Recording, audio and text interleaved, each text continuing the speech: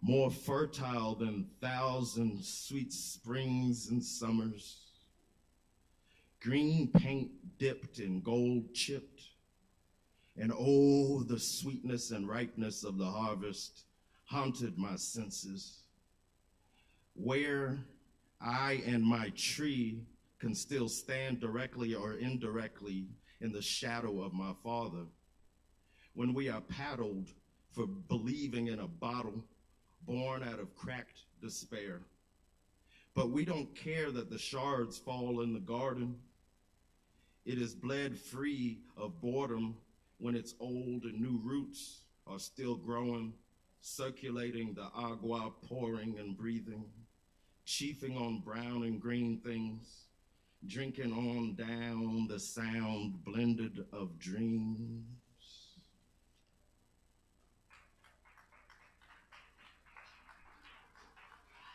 Thanks, and I'll read two more short ones at this time. This one it really wasn't intended to be a poem originally per se.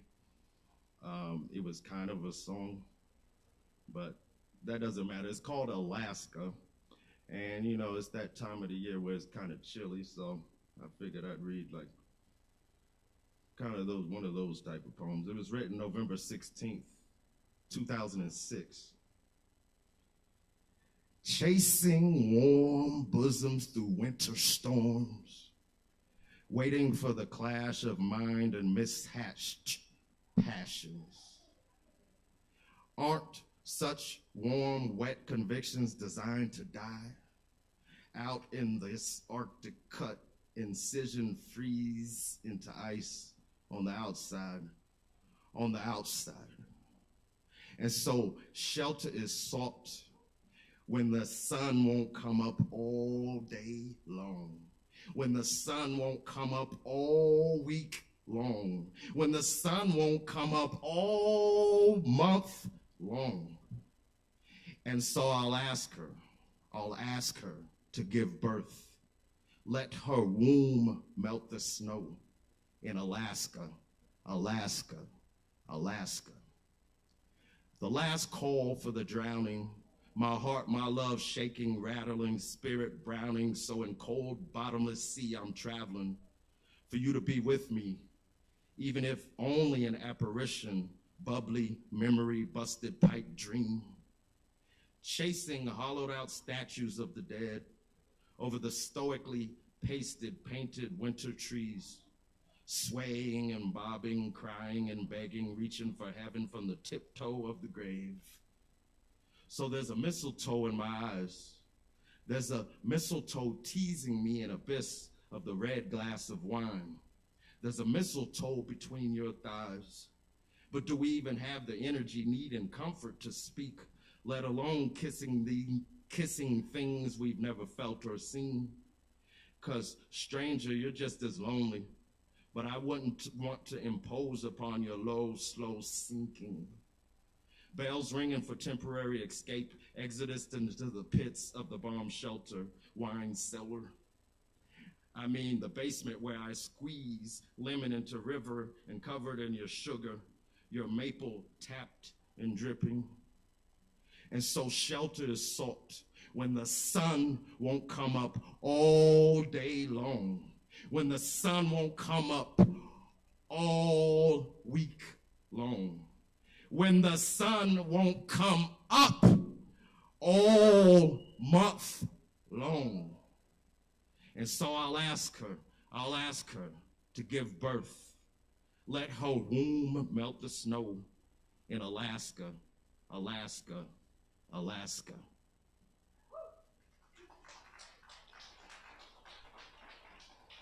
Thank you all. So this one is from October 19th, 2011. I guess it's one of those pieces that you try to use to kind of melt, defrost some things. It's called To Keep the Heart Warm. But what if I can't get my fixes busted nut, acorn crunch, upside big head, a bird cage with two coupled finches, lovebirds to the very last day. Wait, wait, what if I can't get my fixes and shit? Apple pie delicious, mouth on fire from firewater and bottled kisses broken, green haze herbal chase, manifested prayer made, holy heart huddled hard in my special secret safe, and a dame claims she's not worthy of life, worthy of time. She gets her fixes in the sickest twisted broken mirror images, looking glass fences condensed back into dirt hidden, as if autumn leaves beautifully changing, falling and decomposing. And all the trees are attacking everything they are and want to be. Like they too are hungry. The ground is waiting. The ground is waving. The ground is gravy. The rain, sun, and foliage, the seasoning. The wind just a stirring, current, short wave, burning from the bud, the seed, the leaf, to the grave. But what if I can't get my fixes in this way? What if my colors just don't change? Wouldn't our mothers sit still weeping in such a refrain? If we don't believe feasting upon the bottom under evening side of the highway snowfall, cold cough, never alone where ghosts walk. Take my leg, my twig, my tree, my arm, my feet, my seed, my dream, my dawn, but never for long, never for long. Then I get my fix again in a blade of purple blood red light, in a charm to keep the heart warm.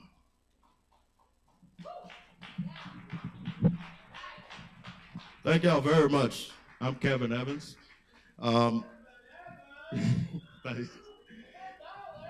This is the poetry open mic at Southern Kava, and we have come to the first slot. Unfortunately, I had a problem deciphering exactly what the letters were, but whomever is Daniel. Welcome Daniel to the stage.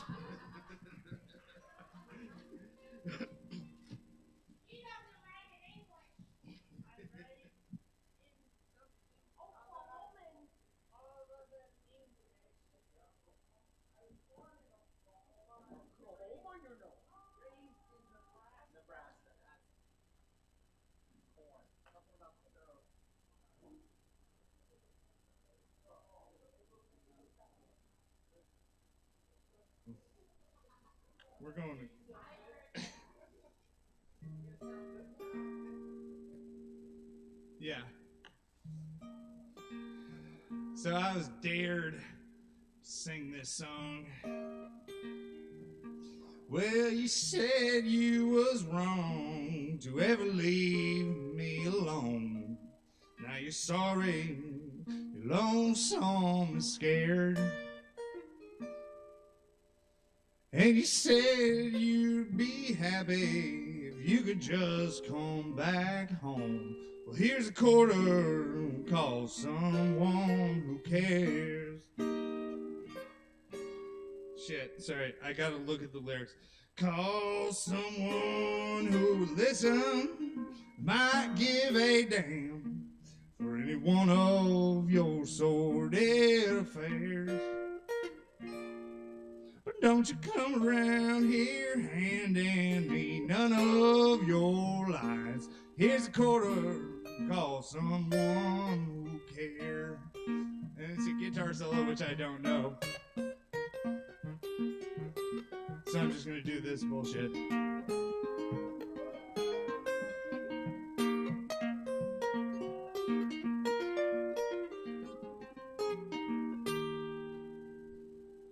Oh shit, my phone closed. Hold on, I gotta do the face thing. Okay, hold on. Well, I thought what we had could never turn bad. So your leaving caught me unaware. But the fact is you've wrong, that can never be undone. Here's a quarter, call someone who cares. Call someone who will listen, might give a damn for any one of your sordid affairs. Fuck, I'm sorry, but don't you come around here handing me none of your lines. Here's a quarter, call someone who cares. Here's a quarter, call someone who cares.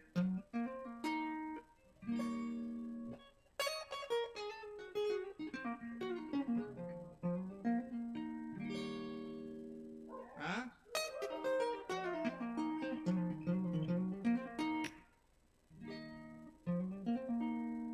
You're supposed to mute me, right? Am I just supposed to keep going? I don't know. Oh shit, it's 2 minutes and... That's cool. Fuck yeah, I'll play more. Hell yeah.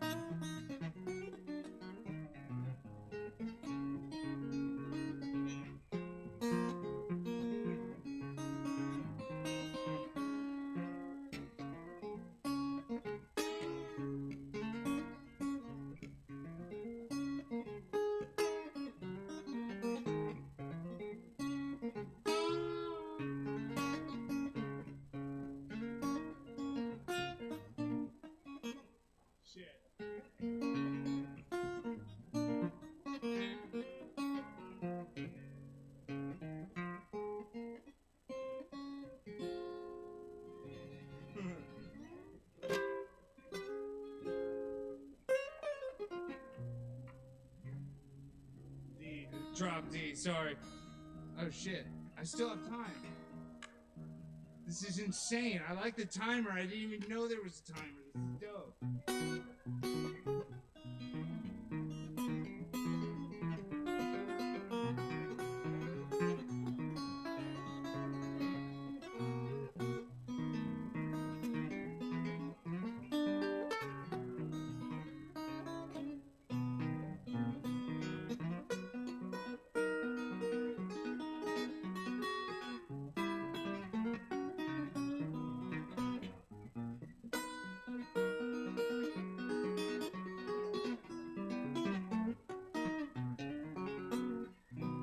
Thank you so much. I'm at 5:07. I apologize for going over my time slot. It's been really fun. Yes, let's keep it going for Daniel. Great guitar playing there. All right, so we're on the number 2 spot for the opening spots, 5 minutes. Is it Ja Real? Is that how you say it? All right, welcome Ja Real to the stage, y'all.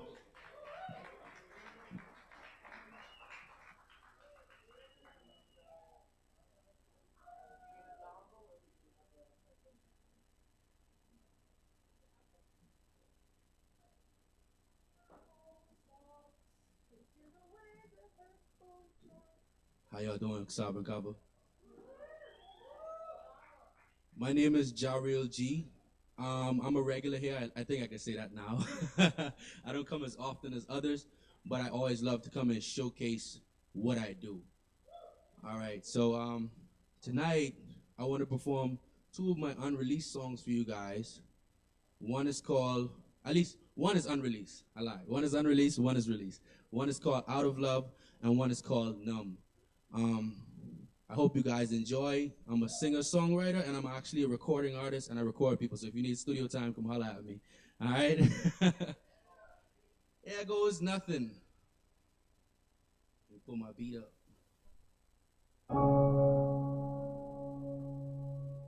Yeah, I'm all out of love. I'm all out of love. I'm all out of love. Lately I've been numb. The only time I feel something is when I'm high or drunk. My people getting worried, say I'm messing up my lungs and I'm fucking up my voice. They can hear it in my songs, but I'm all out of love for my people 'cause they fake. They see me working hard, but they think it's fun and games. While I'm pouring out my heart, they gon' look me in my face, but they don't see a star. They only see Jake. When I look in my reflection, I see a star. And I see my imperfections and all my scars. I really wanna love again, but trusting's hard. 'Cause I give them trust and end up with a broken heart. I used to welcome love with open arms. Then I got hurt again and them scars opened up. Now I'm pushing away people that be showing love. 'Cause I'm messed up in my mind and don't know who to trust. I'm all out of love. Oh yeah, oh yeah. I'm all out of love.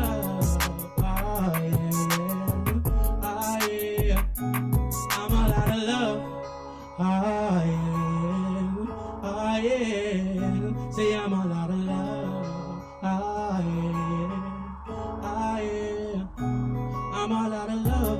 I'm cutting up my friends. They're saying that they riding, but they really just pretend. When nobody's around and that depression's rolling in, they don't pick up when I call. I only got me in the end. I only got myself. So as I'm passing time, I just sit down and I write down everything that's on my mind. If you ask me how I'm doing, yo, I say that I'm alright. But I'm messed up in my mind. I swear that every day's a fight. So many days I cried when all I felt was pain. When I thought I was in love, but really I was getting played. And then I made a promise I would never feel the same. Snatched my heart up out my chest and I threw that shit away. I used to welcome love with open arms. Then I got hurt again and them scars opened up. Now I'm pushing away people that be showing love. 'Cause I'm messed up in my mind and don't know who to trust. I'm all out of love. Oh yeah, oh yeah. Say I'm all out of love. Oh yeah, oh yeah. I'm all out of love. Oh yeah, oh yeah. Say I'm all out of love. Yeah,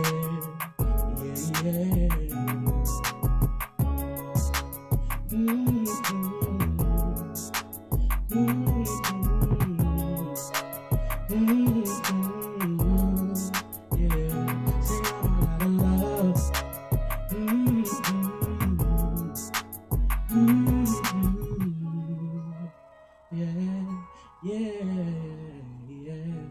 I'm all out of love.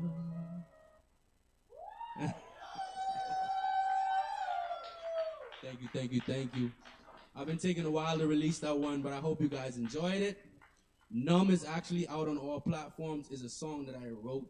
I had a few relatives that died from car crashes. I don't know if anybody else can relate to losing somebody in a tragic car accident, but I lost a few relatives to tragic car accidents, so that kind of urged me to write this one. I hope you guys enjoy it.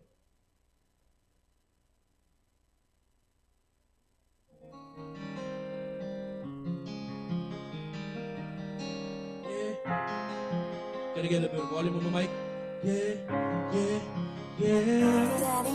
This one for Trey, this for my big brother Ricky, and this for my cousin Malik. Wish I could turn back the time, it's stuck in my mind. I pray that y'all rest in peace. When I got the news, I didn't know what to do. Wondering how could it be, still on my mind. Lately I've been reminiscing and I ain't been getting no sleep. Really I'm down, I just keep going through shit. Praying for it to get better. I was just stacking my chips, then I crashed in a whip and I had to fuck up on my cheddar. Still I've been pushing through all of this shit and been keeping the faith and applying the pressure. I'm just trying to keep my head up, praying for shit to get better. Yeah, I'm numb, and I'm running out of love. Hey, yeah, I'm numb, yeah, I'm numb. Ooh, yeah, I'm numb, and I'm running out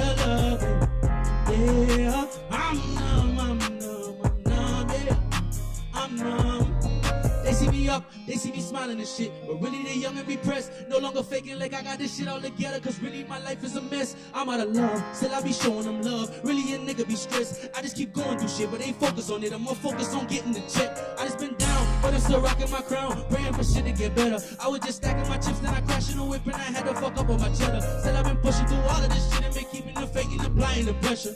I'm just trying to keep my head up, praying for shit to get better. Yeah, yeah. I'm numb, yeah, and I'm running out of loving. Yeah, I'm numb, yeah, I'm numb. Ooh, yeah, I'm numb, and I'm running out of loving. Yeah, I'm numb, yeah, I'm numb.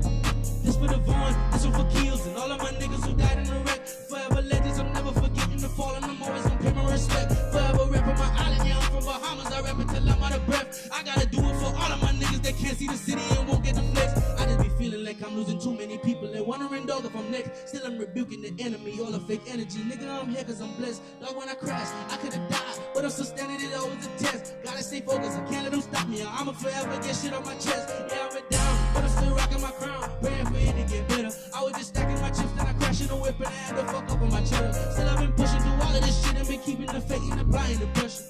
I'm just trying to keep my head up, praying for shit to get better. Yeah, yeah, I'm numb, and I'm running out of loving.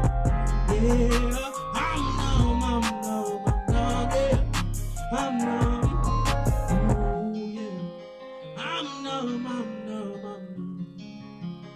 running out of loving. Yeah, I'm numb, yeah, I'm numb. Ooh, yeah. If you want to find that one, you can find it on YouTube. My name is Realty. Come holler at me if you need studio time, don't forget. Yes. Let's keep it going for Realty. Great performance. All right. We're on the number 3 spot. Set Salas. Is that right? Set Salas? Salas? Y'all welcome to the stage.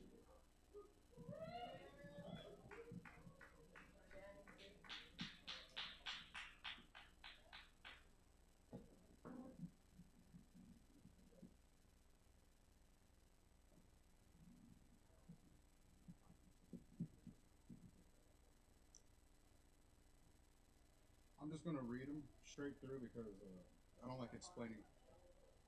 I don't like explaining the poem, so I'm just gonna read them straight through. Hearing hollowing hymn. Oh, sorry. This one's called Father. Hearing hollowing hymns, he holds heaven's hour. At he hollered, human hearts hardened. When we wonder what's whistling, willing without woe, warm words rap who's whimpering. Shapelessly sharing shamelessness, chaperoning chic, shaitan shrucking shrill sound. Damn dying devils discard dancing down deep, Dios demands the feet. Fighting for futures, fighting false fathers, a faceless fortitude for followers. Squared. I was so close to them but hated them and guarded that idea. All I saw were squares, but I took a step back and saw a box. I always felt like there was more, but every time I tried to peek out to get got, I took some more steps back and my whole world was squashed. Dear squares, sorry for presuming your words to be innuendos or malice. Can't tell if you're sending subliminals or being mawkish. That's where the frustration comes in. Words are like a plane, like a square. And you add the real meaning and you get a box.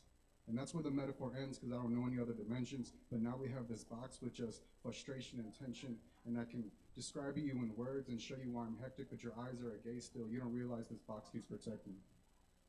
I'll always be the first one to trust. I only took steps back to find a friend.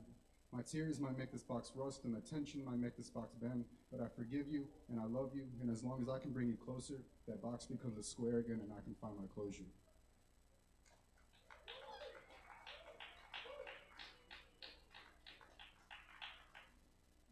This one's called Triangle.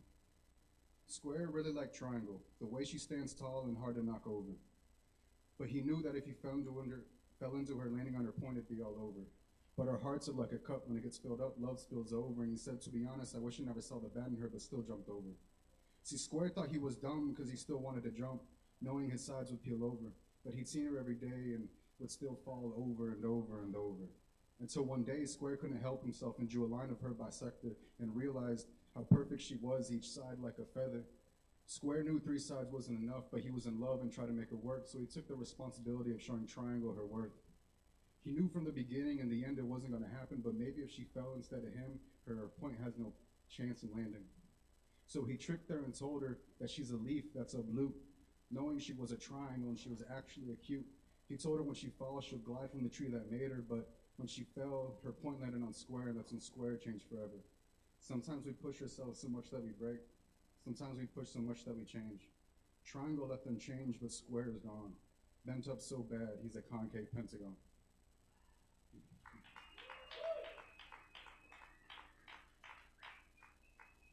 This one's called A Picker. This time I picked a bigger lover. I picked a pretty flower, someone's daughter, someone's heir, my first true love. Her mother really liked me, but her father was aware that I picked another partner. Picked her in the checkout line and asked her for a snap. Then went back to my first love, peeked the pieces to put them back. Please don't think I picked her over you. I picked to be alone, but I collapsed. But I missed you and I knew your heart could be sewn, so I'm picking up all the pieces, making sure that you're intact. Please don't, I'm picking to sound stupid, because I picked a mistake. Now I'm picking to leave again because I picked some ego up on the way. I'm picking to go back, so you better pick to leave, but I know you don't know how to, so I'm picking what I fiend. Listen, you need to leave. Right now I'm fine, but if I can't pick my own dopamine, I'll bend the morals of love. Love has 2 parts, the spiritual and the animalistic. And it seems like my love has devolved to a lover that's insufficient. I've never made choices, never studied the options, just picking easy ways to fill my mind and make it blank.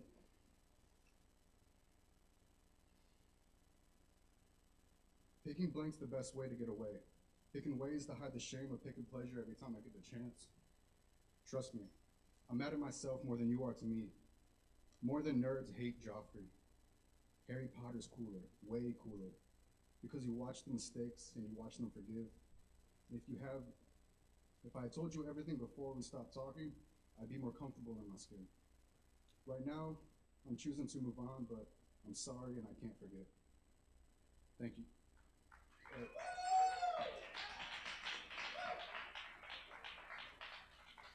Yes, thank you very much for beautiful poetry. That was Seth Salas. And now we're on number 4. And it's Foster Braden. Y'all welcome them to the stage.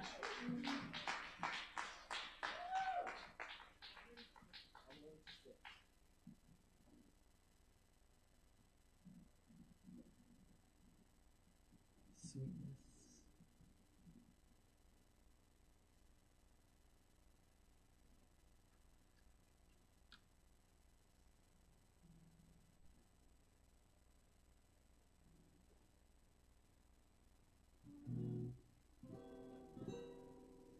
Hello, beautiful people. Hope you're doing amazing this evening. I'm gonna sing us all in.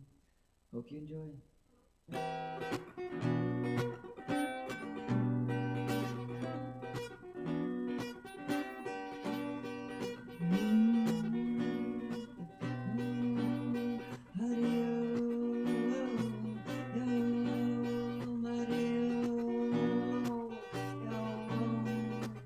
Rainbow showers till it's your time to rise. Oh, beyond these lies. Oh, your body is a temple and your health is your wealth. So, brothers and sisters, please take care of yourselves. So we're gonna make it if we make it together. And I feel this dance that goes on forever. Finding a balance between this masculine and feminine. Know that you're divine and unlimited. Limitless. Let's be flowing in the bliss. Here we go. Let's be in this new light. Oh, we can say this was a butterfly and see inside. And I'm moving on from those old days and the path that you truly here's the way. May it be in a direction of healing, guided by the ancestors. And I get this feeling that you're greater than we'll ever know. Entering a golden age, here let's pray for the children to grow. Yup, the rainbow.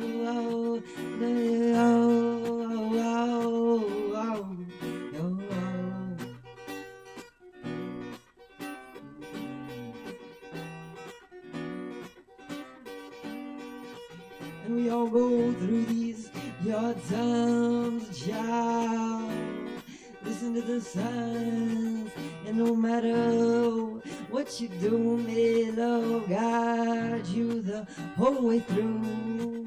'Cause all rivers lead to the ocean, connected to oneness. Listen to this motion now, and all paths lead into that same place where this love bathes, and there's a familiar grace. Rainbow child, remember who you are, that you're divine and you come from the stars.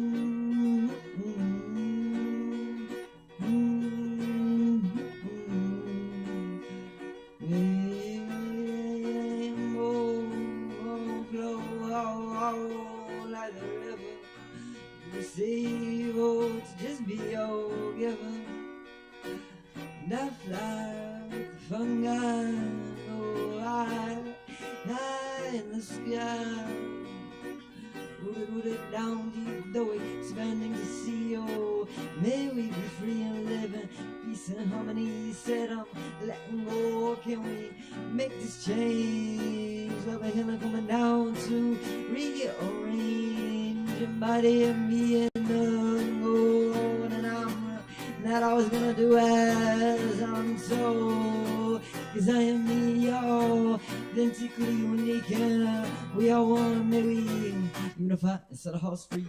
Let's bask in this new light. Oh, you gotta say that's what it's all about. See it clear side. Oh, moving on from those your days in the bed that you know what it paves the way into a direction of healing, guided by the ancestors. And I get this feeling that we're here, greater than we'll never know, entering a golden age.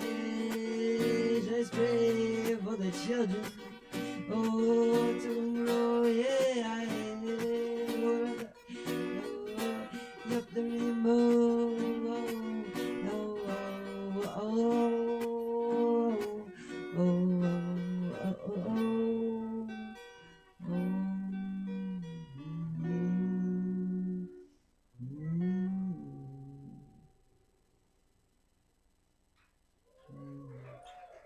Thank you.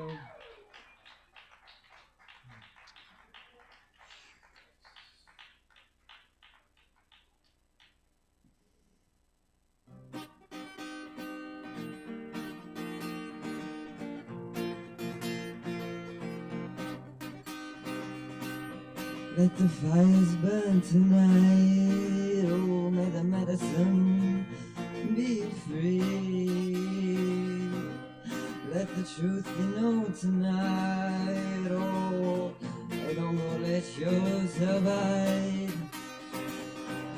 Go and sing to the mountain. Go and sing to the moon. Go and sing to just about everything, 'cause everything is you.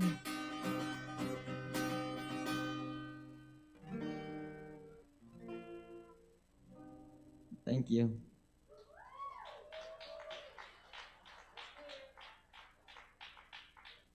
Yes, let's keep it going for Foster Braden.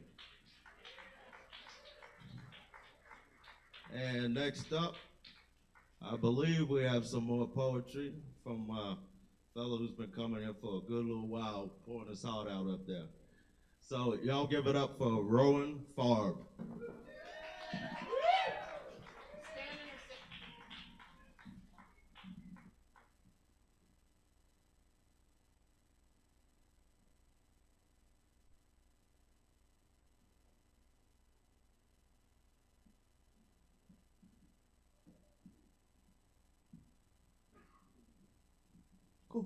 Awesome. All right. Yeah. Hey, I'm gonna read, I think, 3 poems. I just found this book at Mr. K's last week. It's really good. I think it's all. I think it's a collection that someone put together, all about kind of war and the fallout from war, and just kind of with stuff that's been going on the last few weeks. It really moved me. So this is a poem by Carolyn Forsch. It's called Stanzas Against Forgetting, and the collection is Against Forgetting. I thought it was like the flagship title, but I don't think it is. Anyway. You ask neither for glory, nor tears, nor an organ, nor prayers for the dying. 11 years now already, 11 years. All you did was simply take up arms. Death does not blind the eyes of partisans. On the walls of our towns, your faces, black-bearded, wild, and menacing, were spattered like bloodstains to frighten passerby, and moreover, your names were foreign and difficult to pronounce. No one seemed to see you. You, who were French by choice, people averted their eyes from you all day. But during blackout, wandering hands wrote "Died for France" under your photographs. And thanks to that, the mornings were less bleak. By the end of February, when your last hour arrived, everything was the uniform color of frost. It was then that one of you calmly said, bless you all who will survive. I die without hatred for the German people. Adieu to sorrow and to pleasure, adieu to the roses, adieu to life and to light and to the wind. Get married, be happy, and think of me often. You who will remain in the beauty of things when it's all over in Erevan. A full winter sun lights the hills. How beautiful nature is, how broken my heart. But justice will soon follow in our triumphant steps, my beloved, oh my darlings, my orphaned love. I implore you to live and bear a child. They numbered 23 when the guns flowered. 23 who gave their hearts before their time, 23 foreigners who were our brothers, 23 who loved life unto death, 23 who called out La France as they fell. That's the end. I don't know, it's really beautiful. Thank you.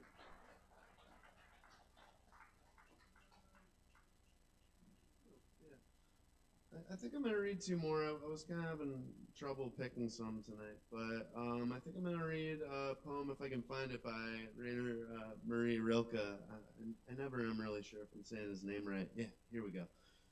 This is my favorite poem he ever wrote. It's kind of biblical. It's called The Death of Moses.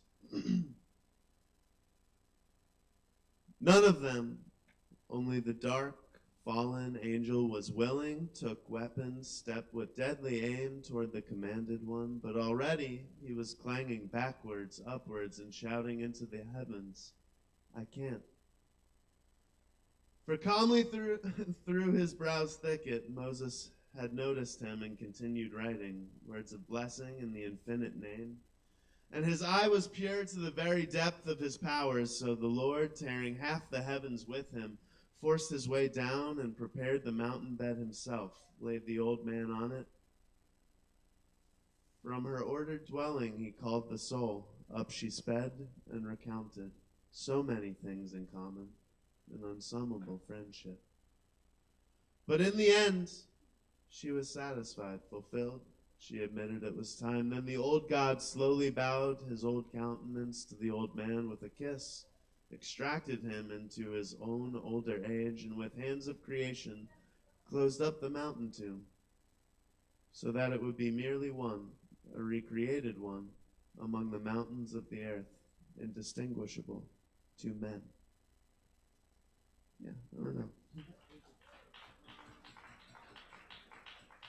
And then I just have one more. This is a really cool concept and kind of changed my mind about writing, but I guess this person took a bunch of really like famous works of art and wrote poems about all of them.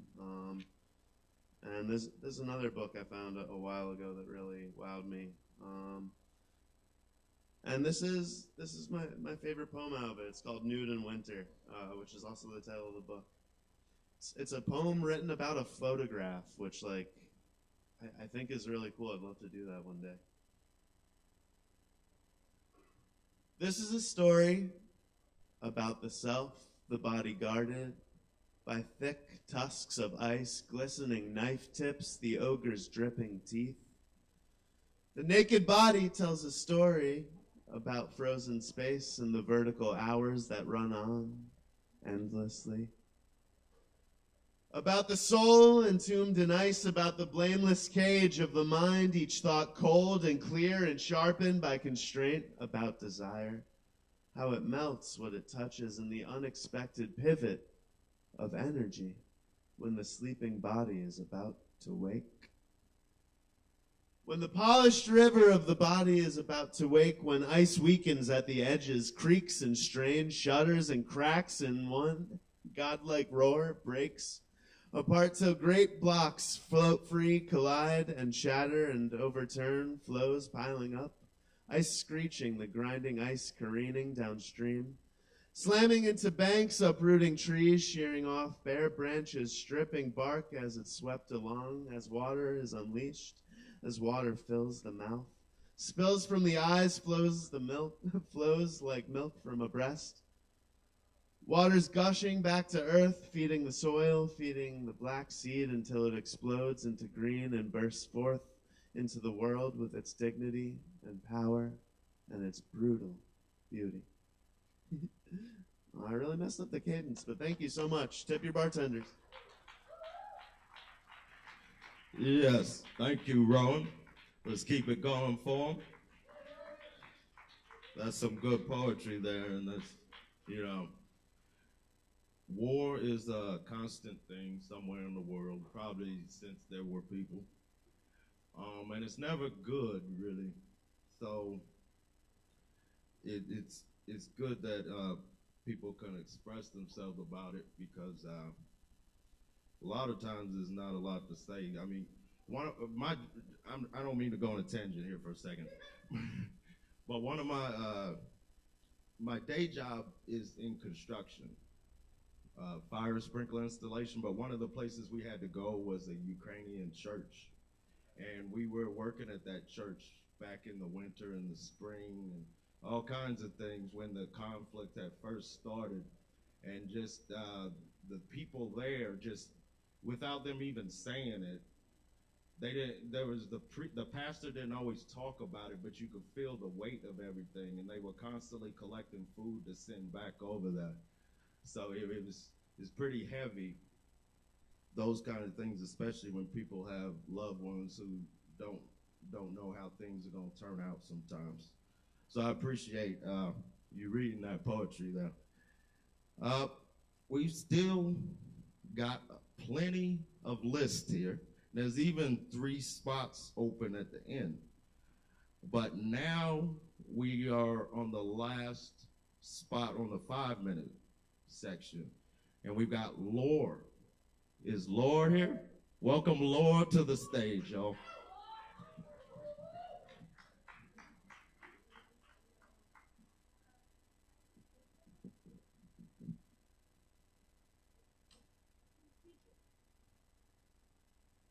Hello, how are you guys? Good. Oh, good enthusiasm.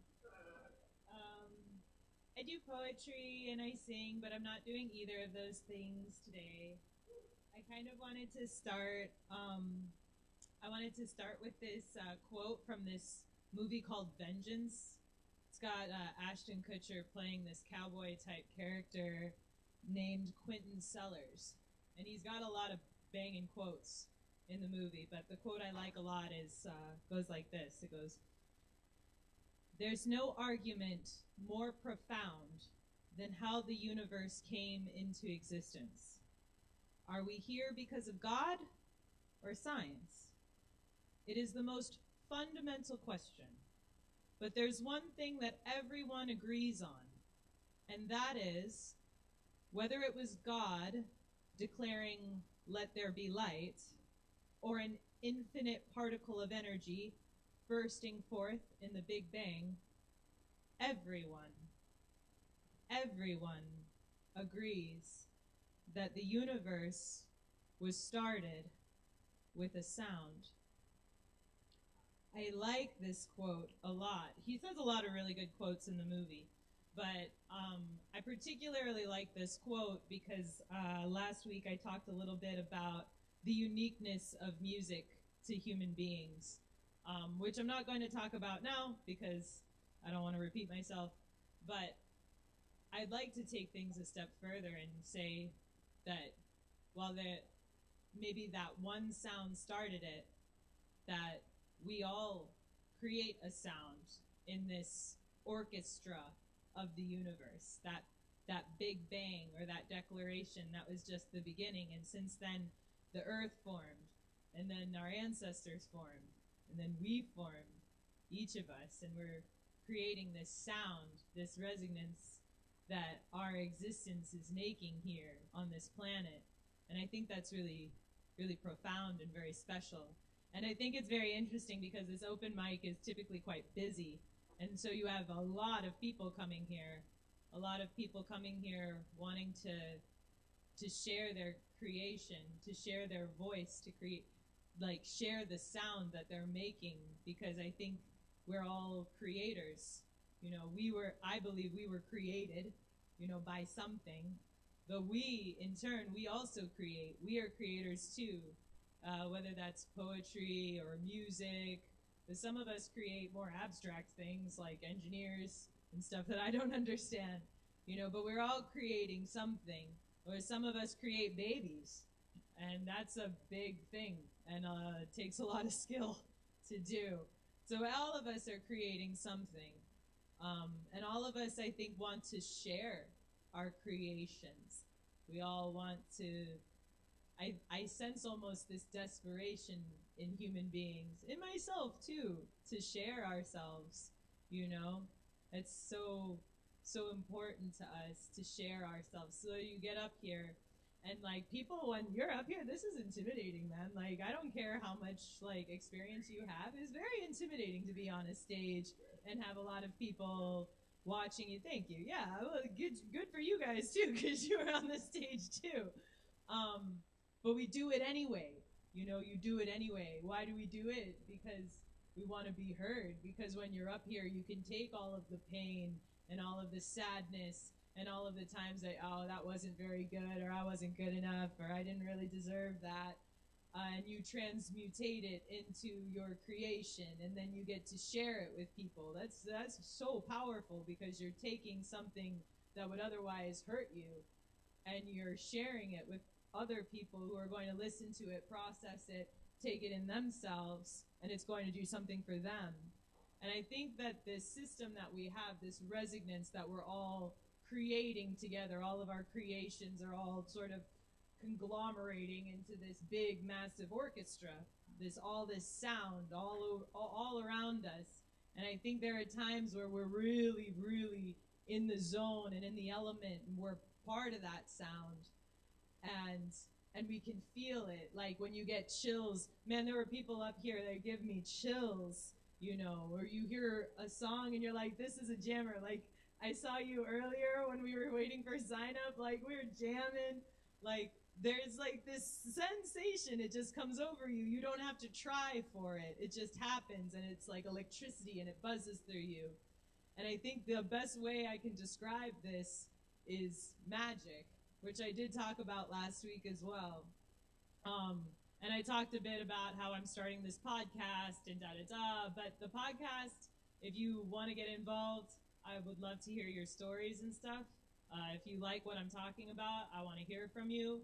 But I'm almost going to go over time. But I just wanted to give this takeaway that I don't really care so much about promoting my podcast so much as I care about bringing to your attention that we are all here together, sharing our creations and sharing ourselves. And that's so fantastically powerful and so incredibly important and so special.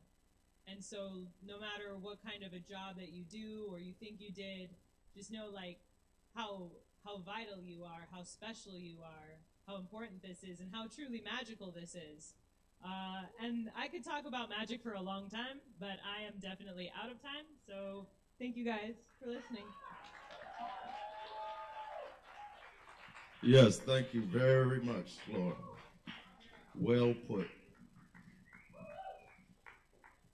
And before we continue on with the open mic, I'm going to read just a little bit.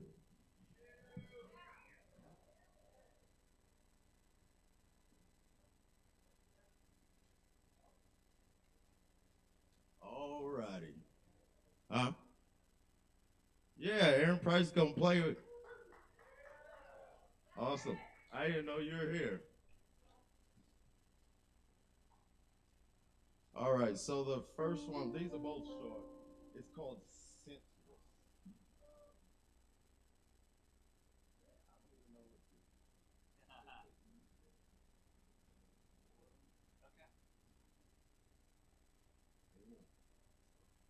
All right, this was written August 13th, 2011. It's called Scentless. I see you sniffing out some weird shadows. You'll eat your kill all the way through the marrow. You say it's an honor. It's in honor of a dead pharaoh your father was named after. But you ain't never met them or Indiana Jones. Just stay to the right of way and state it in your footsteps and prints on earth tones.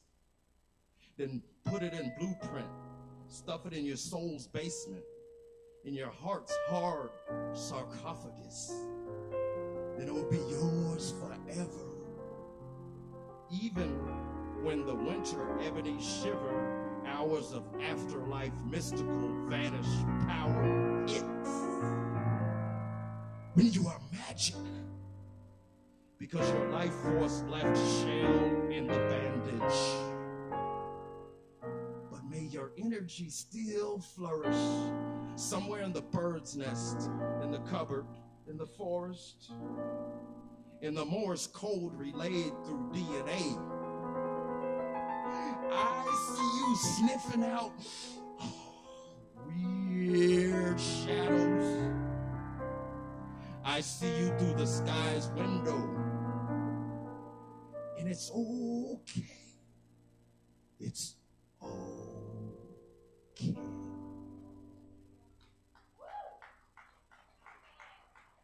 Thanks. This next one, I guess to some people it may be a bit controversial. It's called The Wife of Jesus. And it was some years back. I see this was written September 18, 2012. But basically, some years back, I was reading something that hypothesized that, let's say, Jesus is the actual person that existed. I'm not asking anybody's beliefs or questioning them or anything. But they said Jesus had a wife. So I wrote a poem about that. It's called The Wife of Jesus.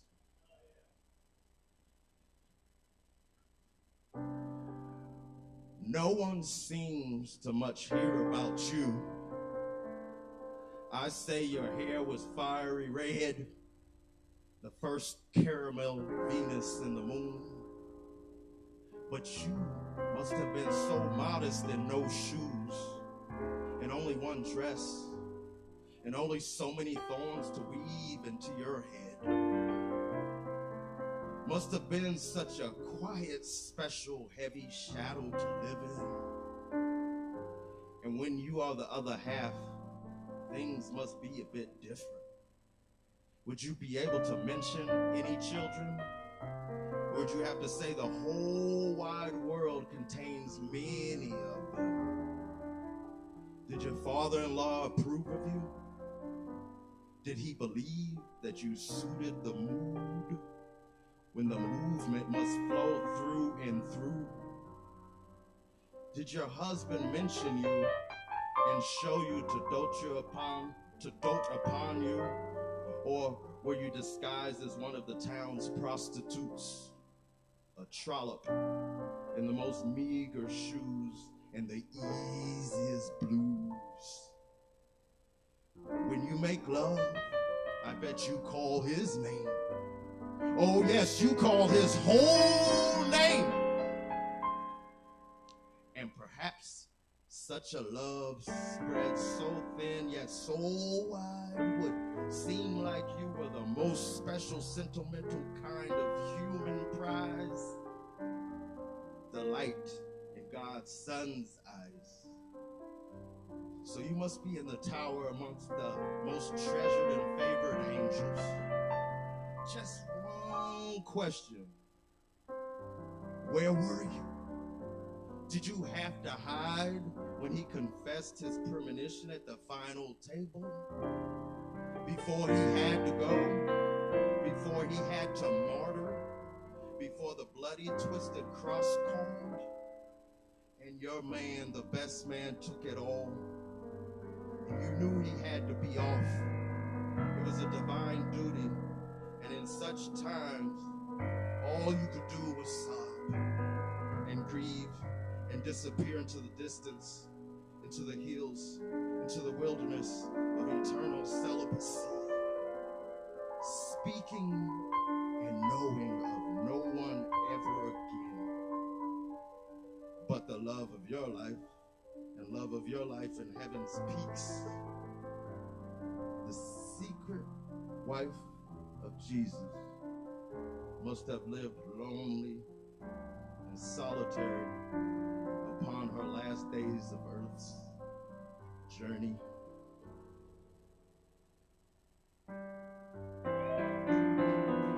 Thank y'all.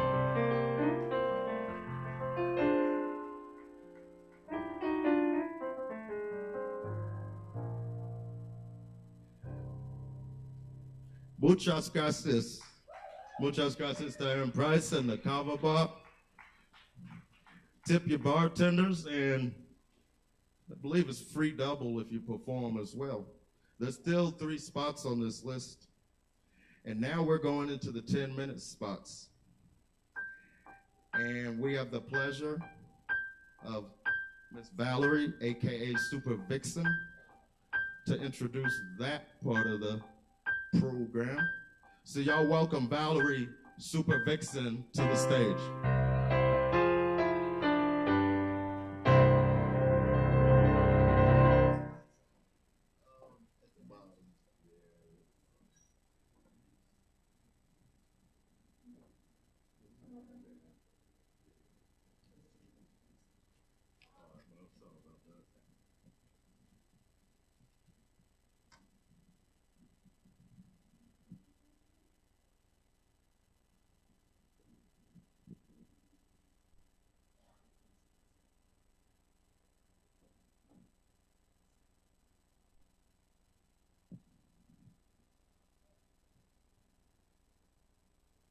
Thank you. Good evening. This is your girl Valerie, aka High Breeze, the Super Vixen. I'm a conversationalist. Tonight I'm a storyteller. I'm one of the new DJs at 103.3 FM Asheville. We're talking about Wednesday mornings from 8 to 9. Do all the things, interviews, music, inspiration, you name it, we do it, you know. And thanks for everyone's support for our community radio. For this year, we were nominated as #1 community radio. Thank you. So, you know, we're doing it. So, a few weeks back, I told you that I found a book that I've rebought a bazillion times before, and it's called Wisdom Tales by Heather Forrest. I wanted to kind of bring back the concept of storytelling that may encourage introspection and for us to become wiser and to kind of tap back into a time when you were a child. So yes, I am enchanting your asses this evening. I'm taking you back to the moment in time where you were a young one that was willing to receive wisdom easily through storytelling. I'm taking you back, erasing some of that negative karma and blockage so that you can receive. And you're in a safe space of comfort, safe and comfortable.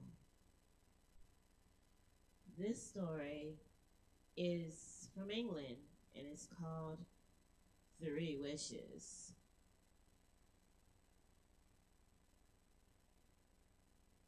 A poor woodcutter set out one fine early day to cut firewood to sell at the market.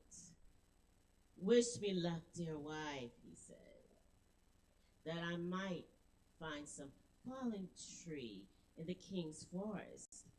Only the fallen wood is free to the poor peasants like ourselves. As he marched in the forest with his sharp axe over his shoulder, he eyed the trees right and left. All were upright and healthy. Others had come before and scoured the ground of branches. I'll get some wood by hook or by crook, he muttered. Finally, he stopped in front of a great oak tree. Leafy branches crowned its huge trunk. Now, here's a tree, worth its weight in gold, he exclaimed. I will make a fortune cutting it down for market.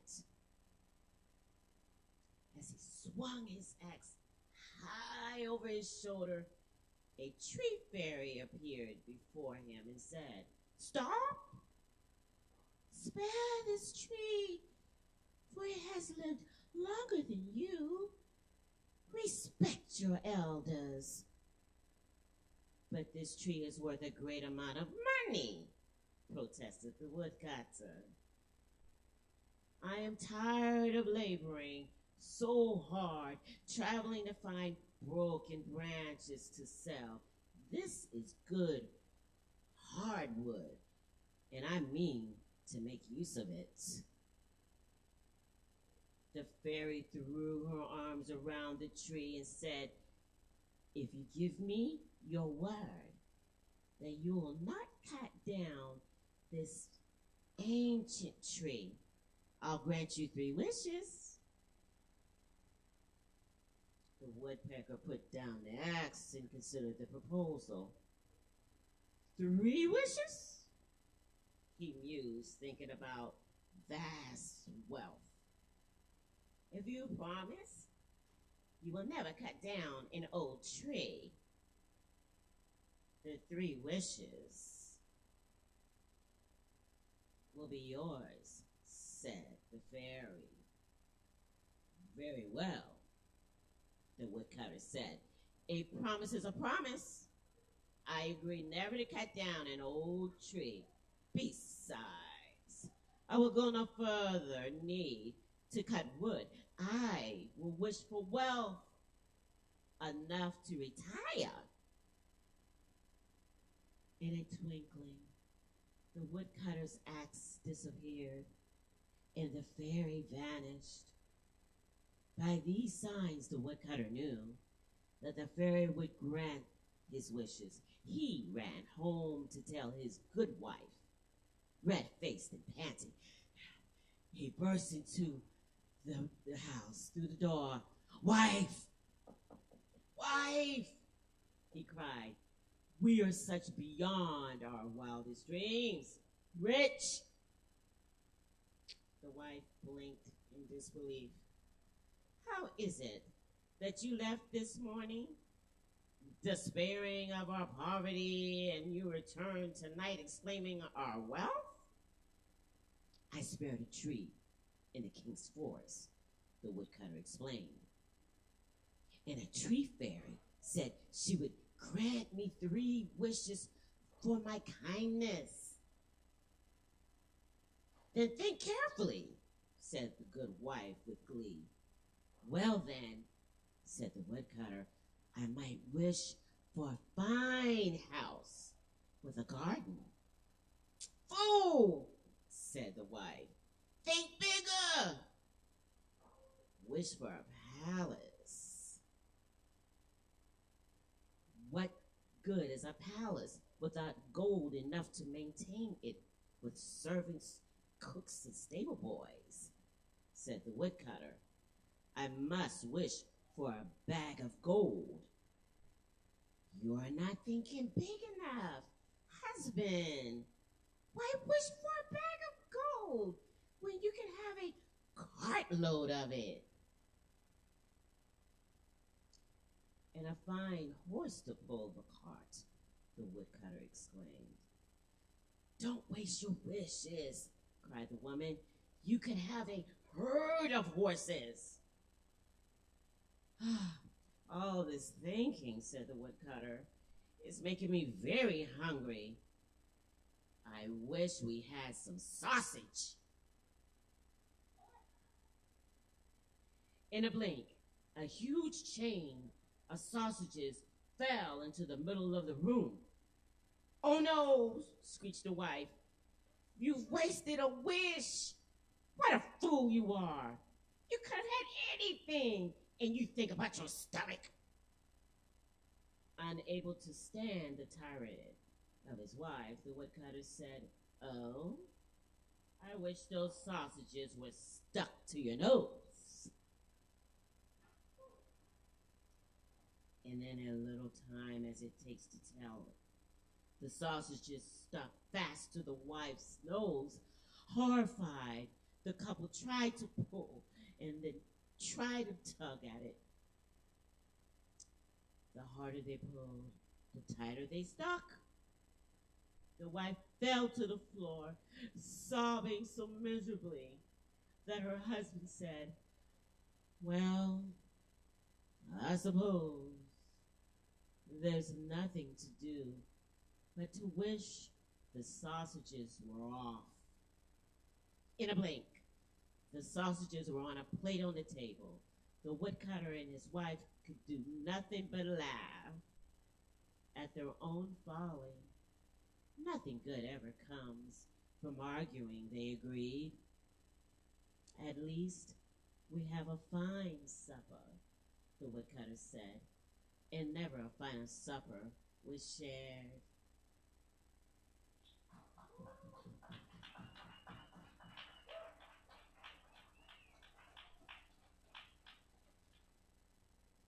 Now this story is called The Wooden Bowl, Germany. I really loved this story when I read this to the young ones back in the day. There was a celebration on the day that the old man came to live on a small farm owned by his son and his son's young wife. A fine meal of freshly grown vegetables and home-baked bread was set out on the table. The couple covered a new bed in a small adjoining room with a warm covering, soft pillow. We hope you will be comfortable here, said the son as he carried his father's few belongings into the room. As long as I have my family around me, the old man said, wiping a tear from his eye. I will be happy.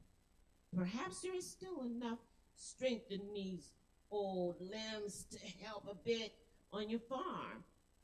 I want to be useful.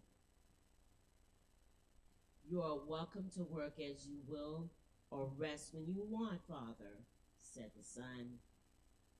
The next early day, the old man dressed himself in work clothes and went out to the barn to feed the pigs and chickens.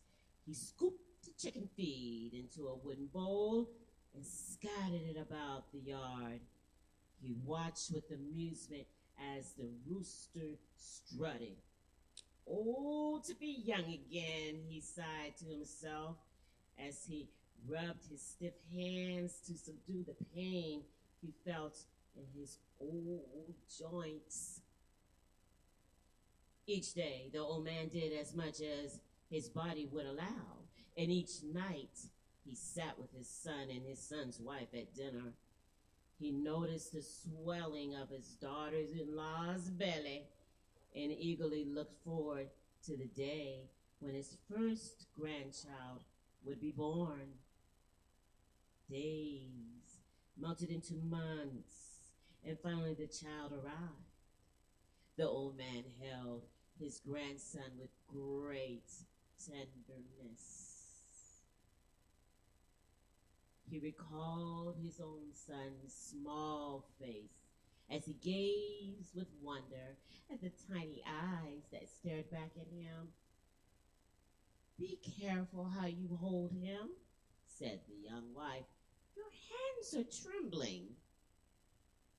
The old man had noticed it too. The dull pain he felt in his joints had increased each day, and now his hands were betraying him. "Don't drop him," exclaimed the wife, who wardly snatched the child away. After that, the old man's changes came quickly. By the time the small boy could sit up by himself, the old man found it hard to cast the chicken feed from the feeding bowl. His hands could not grip a pitchfork. His son tried to ignore his father's aging. By the time the grandson could walk, the old man could not stride any longer into the barn. His steps were slow. His back was beginning to stoop. He worked as he could, but did not accomplish much. Times were hard, and the son had to let most of the farm help go. Now he worked from early hours to sunset along with his wife. The old man tended the little boy, but could hardly keep up with him. One night, after a grueling day in the fields, the son and his tired wife sat down to a hastily prepared dinner. The boy sat next to the grandpa as the wife placed a large bowl of porridge on the table. "Times have been better," she sighed. "I am looking forward to the first fresh vegetable crops." Grandpa tried to ladle some porridge. His hands shook so much that he toppled the bowl onto the dusty floor. "How clumsy!" the wife shouted. It was more than the old man could bear. He slowly got up and left the table. His son ignored the problem and sat silently as his grumbling wife cleaned up the mess. Each day, the old man's condition worsened. He began to drool. The wife sat at a small table in the corner away from the family as they ate. She moved them away from the family. One night, the old man's trembling hand knocked his porcelain eating bowl off his little table. It landed with a crash and broke on the floor. The wife went out to the barn and got the wooden bowl used for chicken feed. She filled it with food and served the old man another supper. "Now, here's one you won't break," she said. Her husband stared into the distance and again said nothing. One day, when the young child was older and had learned to speak, his father and mother found him industriously chipping away with a stone at a chunk of wood. "What are you doing?" the boy's father asked. His son replied, "I am making you each a present." "What could it be?" his father asked with delight. "I am making the wooden chicken feed bowls I will give you and Mama to eat from when you are old, said the boy. The boy's words stunned the father. The future loomed before him, and he saw himself old and forgotten. When his vision cleared, he noticed his frail father sitting alone in the corner. He gathered the old man in his arms and led him to the table and set a place for him with their best dishes. That night, as the young boy watched his father feed the old grandpa gingerly with a silver spoon, he handed his wife a cloth napkin, and she gently wiped the old man's drooling lips. From that day on, they both treated the old man with the same kindness and respect they hoped to receive from their own son in their elderly years. Your message: treat the old with love. That is ample. The very best teacher is a good example. Thank you, my dear ones.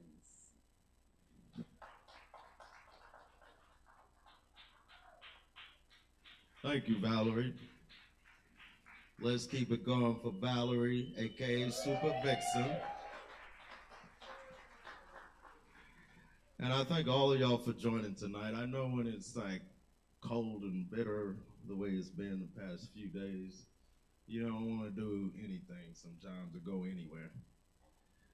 So this is always a treat. And next up, we have Nicholas on the stage. I think he's gonna do some songs for y'all. Y'all please welcome Nicholas to the stage.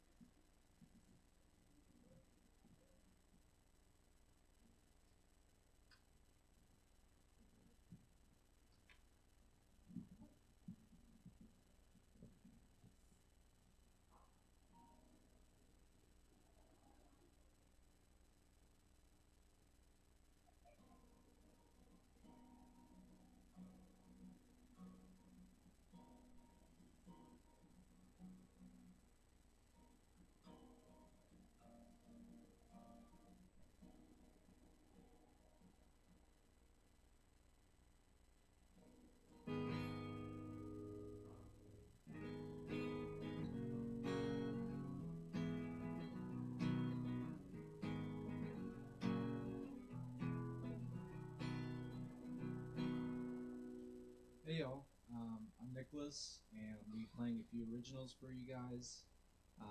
This first one is called Beyond, and the inspiration behind it comes from the feeling you get when something is beyond yourself, you know, like mystical experience, what have you.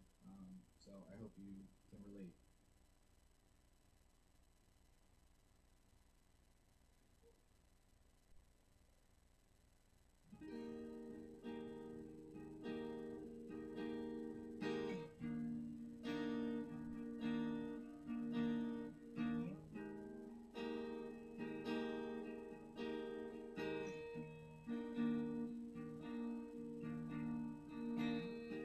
Somewhere beyond the stream of time, somewhere beyond you'll find there is a certain state, there is a feeling to embrace.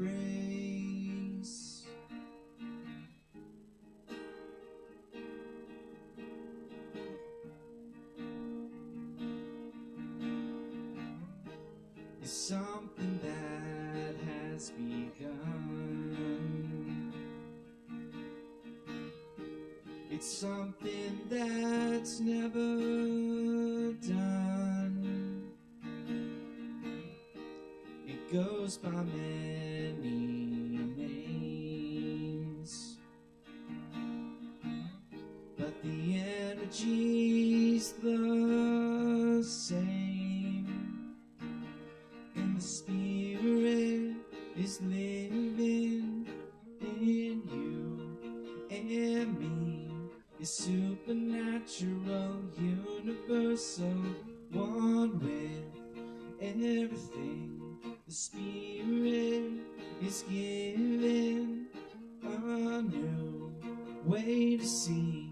It's metaphysical, meaningful, one with being somewhere way beyond.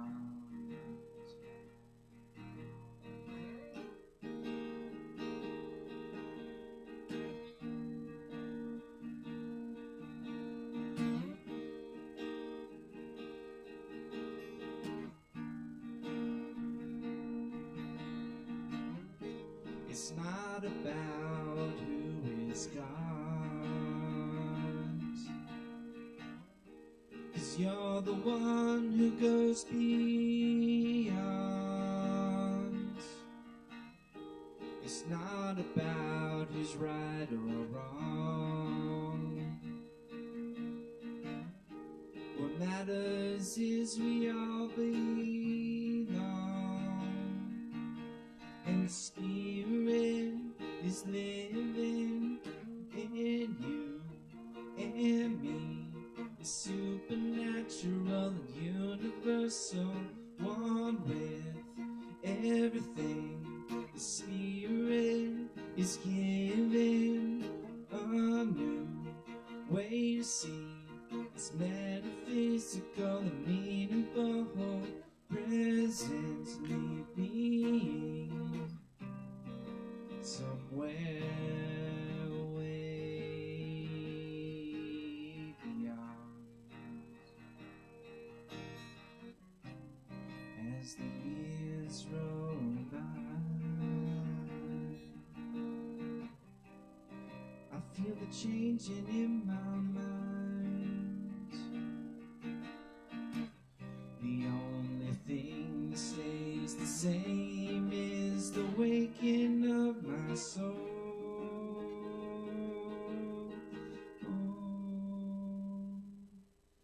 And the spirit is living in you and me. It's supernatural, universal, one with everything.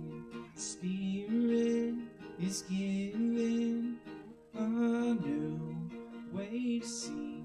It's metaphysical and meaningful, one with being somewhere way beyond. Somewhere way beyond.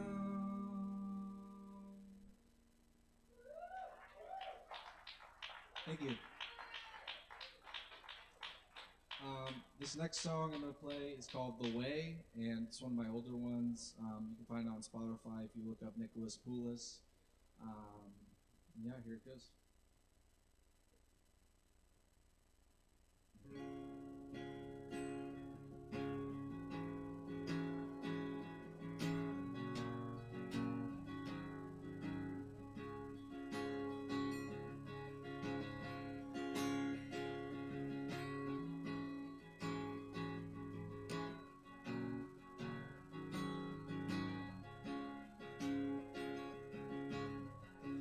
When I wake, I start each day with a fresh sense to love in new ways, so that when I go about, I'll have no doubt that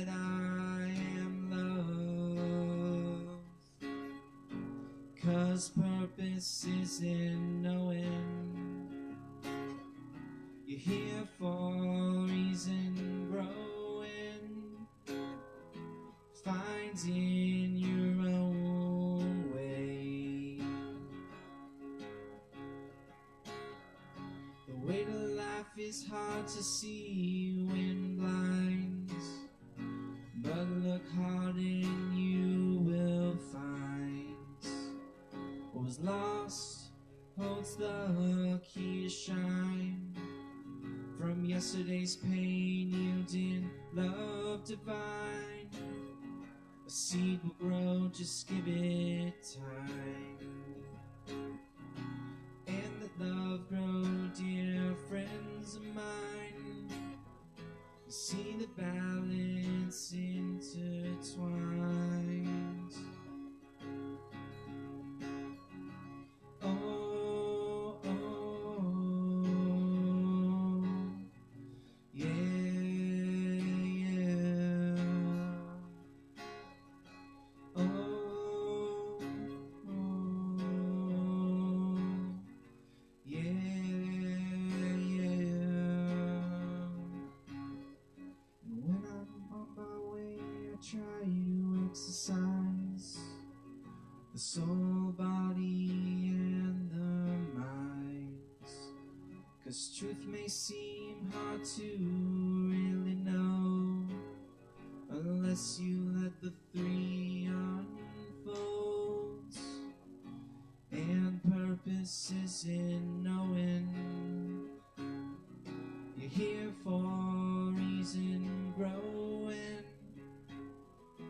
finding your own way. The way to life is hard to see when blind, but look hard and you will find what was lost holds the key to shine.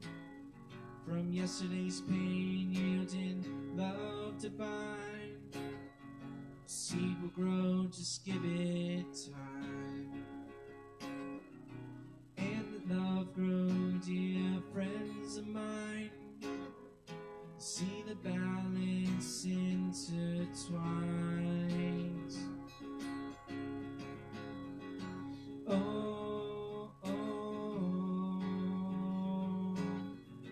yeah, yeah. Oh, yeah, yeah.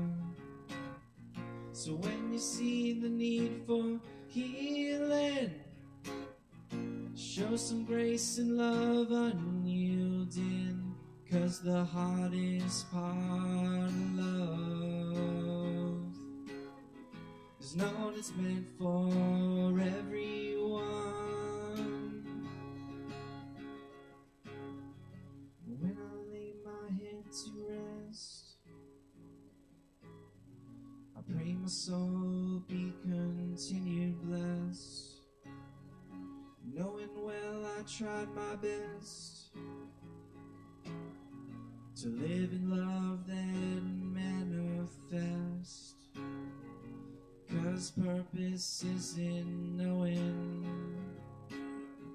you're here for a reason, growing, finding your own way.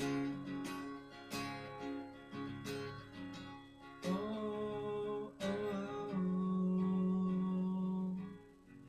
yeah, yeah. Oh,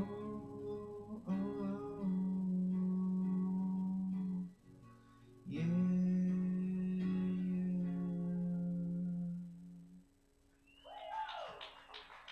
Thank you all so much.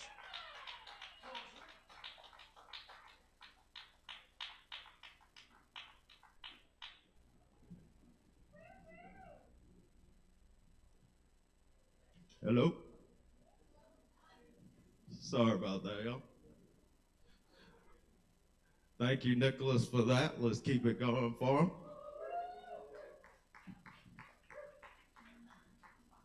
And we're still continuing with the celebration.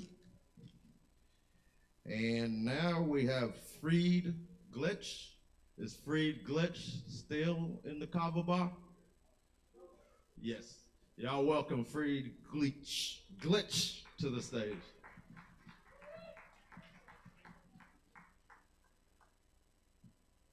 Yo, what's up, Asheville? How everybody doing tonight?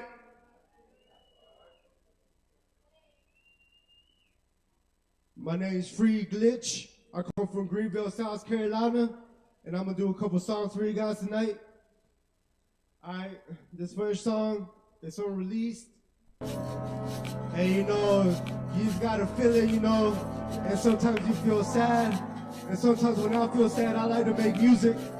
And I like to express myself, and it helps me out, and I hope it can help somebody out.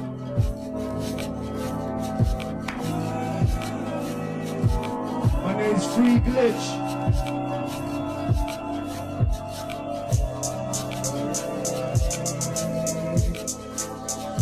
Who are you? I can't tell who I am. She looked into my eyes and she told me I'm insane. Who are you? I can't tell who I am. She looked into my eyes and she told me I'm insane. Where she go? I feel her in my soul. Without her, life's just been a fucking blur. Where she go? I feel her in my soul. Without her, life's just been a fucking blur. All I know, I'll see you once again. Cause all bad nightmares was born to an end. Come with me, I won't tell you this time. Who am I kidding? There's a demon in my mind. Look again, the mask has disappeared. I'm feeling no more fear, and my angels are near. Look at me, I'm shining oh so bright. I'm glowing and I'm fire on to better times. Who are you? I can't tell who I am. Look into my eyes and she told me I'm the same. Who are you? I can't tell who I am. She looked into my eyes and she told me I'm insane.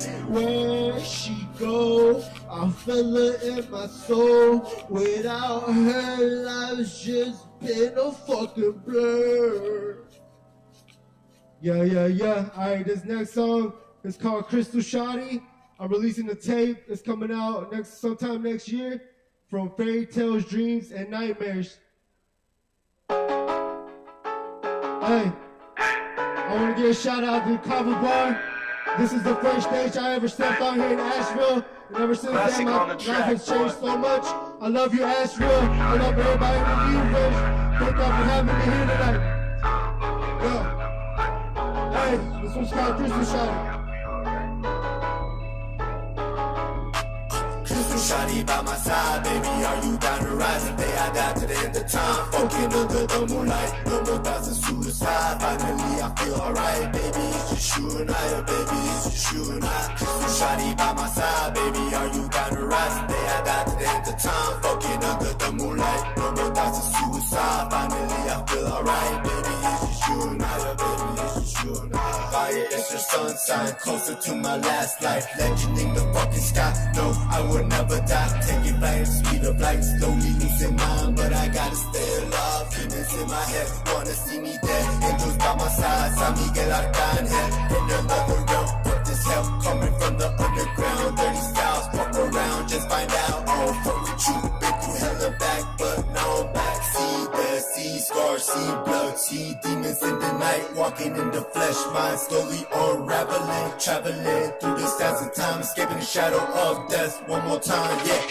Crystal Shotty by my side, baby, are you down to rise? The day I die to the end of time, fucking under the moonlight. No more thoughts of suicide, finally I feel alright. Baby, it's just you and I, baby, it's just you and I. Crystal Shawty by my side, baby, are you down to ride? Today I die to the end of time, fucking under the moonlight. No more thoughts of suicide, finally I feel alright. Baby, it's just you and I, baby, it's just you and I. Dripping, dripping, sipping, over, Blazing, baby, hazy, baby, fading. Start to fly away, meditate and elevate. Blue, I shine like the stars in the sky. Mesmerize my mind all the time. Ancient sacred tantra, Kama Sutra, take it to enlightenment. Lost in the soul, found in the light, out of control. Fuck it, I'll die for you. Time warping, space bending. You my favorite fantasy, baby, just a glitch in the matrix. Twin flame, radiated energy from the soul, from the heart chakra. Gotta let it go. So shawty by my side, baby, are you down to ride? Today I die to the end of time, fucking under the moonlight. No more thoughts of suicide, finally I feel alright. Baby, it's just you and I, oh baby, it's just you and I. So shawty by my side, baby, are you down to ride? Today I die to the end of time, fucking under the moonlight. No more thoughts of suicide, finally I feel alright. Baby, it's just you and I, oh baby, it's just you and I.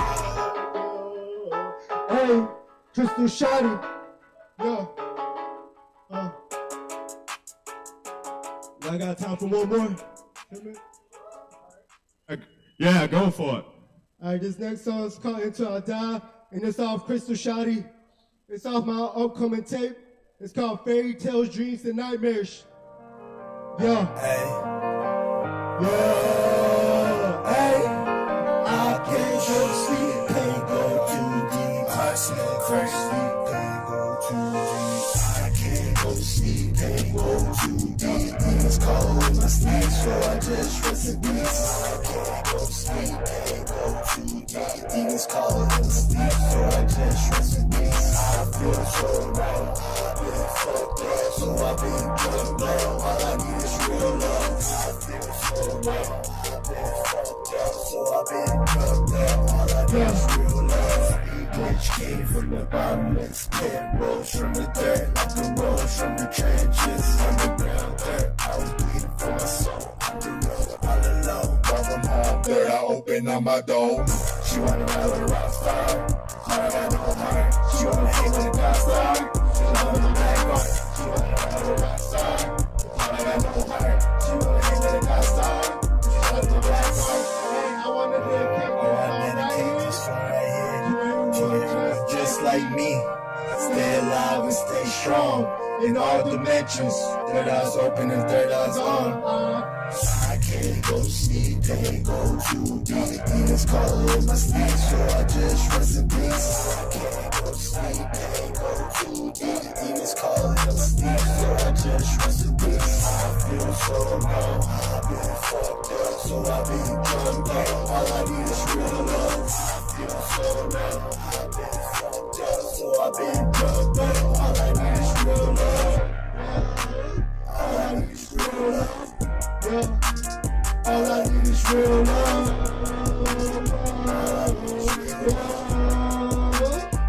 Yeah, I'm Free Glitch. Thank y'all for having me tonight. Y'all can follow me on Instagram, Free Glitch 444, on my Facebook, Alex Glitch. I love you, Asheville. Thank y'all so much. Yes, let's keep giving up for Free Glitch. And we'll keep the show going on too. We've got still a good bit of performance left, but that's what we're here for. We're here for the whole experience. Whatever you got to say, do, play, whatever you do, this is your spot right here. Best open mic in the state. I'm gonna call it. All right. So next up, number 10, we've got Andre. Is Andre still here? All right, y'all welcome Andre to the stage.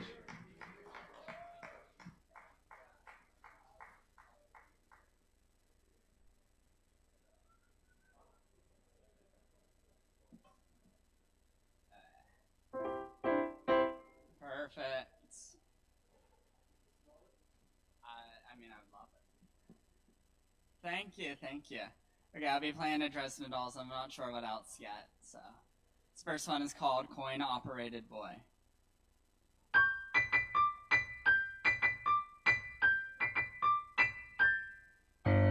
coin-operated boy sitting on a shelf. He is just a toy, but I turn him on and he comes to life. Automatic joy. That is why I want a coin-operated boy made of plastic and elastic. He is rugged and long-lasting. Who could ever ask for more? Love without complications galore. Many shapes and weights to choose from. I will never leave my bedroom. I will never cry at night again. Wrap my arms around him and pretend.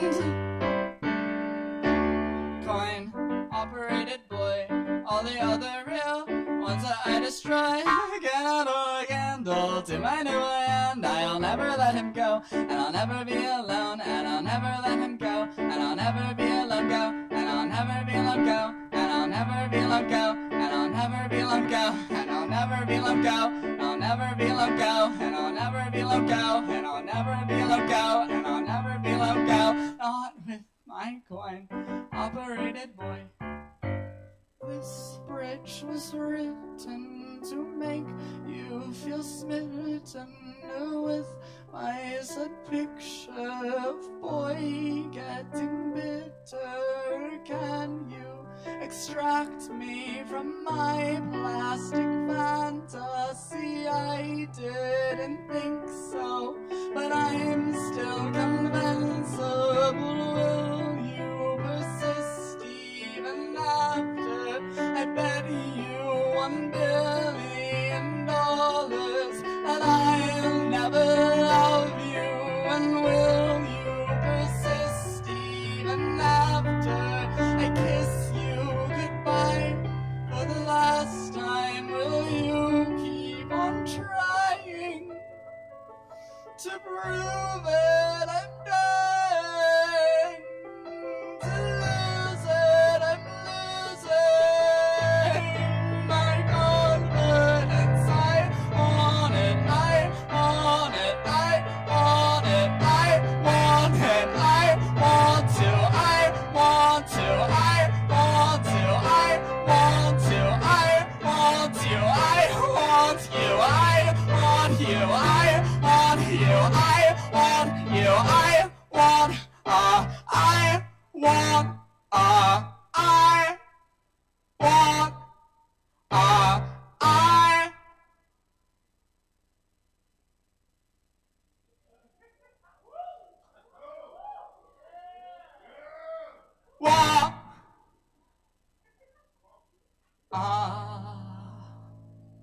coin-operated boy.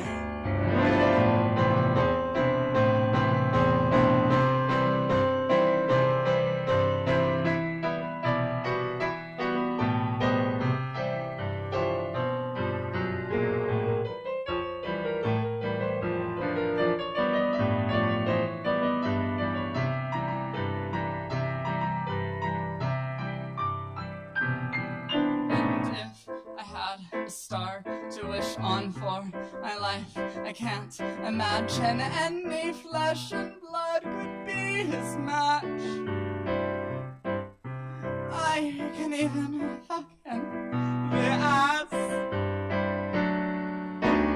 Coin-operated boy, he might not be real, experienced with boys, but I know he feels like a boy should feel. Isn't that the point? That is why I want a coin-operated boy with a pretty coin-operated voice, just saying that he loves me, that he's thinking of me, straight and to the point. That is why I want a coin-operated boy with a pretty coin-operated voice, just saying that he loves me, that he's thinking of me, straight. Well, to the point. That is why I want a coin-operated boy.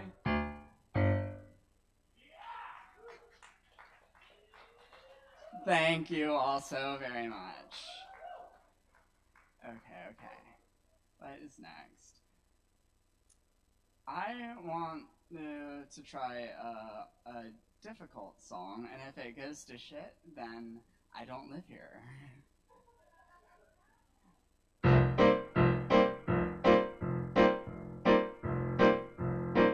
I had just turned 16 that season, and he came up from Burma to stay, and he told me I ought to travel with you. You were sure it would be okay. When I asked how you earned your living, I can still hear what you said to me. You said some kind of job by the railway, and had nothing to do with the sea. You said a lot, Johnny, all one big lie. Johnny, you cheated me blind. Johnny, since the moment we met, I hate you so. Johnny, when you stand there grinning, Johnny, take that damn pipe out of your mouth, you rat. Surabaya, Johnny, no one's meaner than you. Surabaya, Johnny, oh my God, I still love you so. Surabaya, Johnny, why am I feeling so blue? You have no heart, Johnny, and I still love you so. At the start, every day was Sunday, till we went on our way one fine night. And before 2 more weeks were over, you thought nothing I did was right. So we trekked up and down the Punjab, from the fourth source of the river to the sea. When I look at my face in the mirror, there's an old woman staring back at me. You didn't want love, Johnny, you wanted cash, Johnny, but I saw your lips, Johnny, and that was that. You wanted all, Johnny, I gave you more, Johnny. Take that damn pipe out of your mouth, you rat. Surabaya, Johnny, no one's meaner than you. Surabaya, Johnny, oh my God, I still love you so. Surabaya, Johnny, why am I feeling so blue? You have no heart, Johnny, and I still love you so. I would never have thought of asking how you got that peculiar name. Up from one end of the coast to the other, you were known everywhere we came. And one day in a 2-bed flop house, I'll wake up to the roar of the sea, and you'll leave without one bit of warning on a ship waiting down at the quay. You have no heart, Johnny. You're just a louse, Johnny. How can you go, Johnny, and leave me flat? You still I am, Johnny, like the day we met. Take that damn pipe out of your mouth, you rat.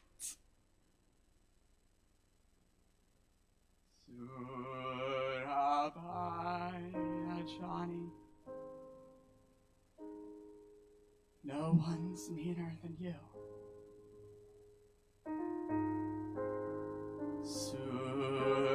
Surabaya, Johnny, oh my God, I still love you so. Surabaya, Johnny,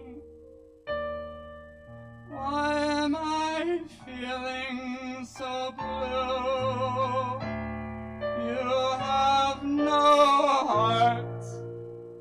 money, and I still love you so.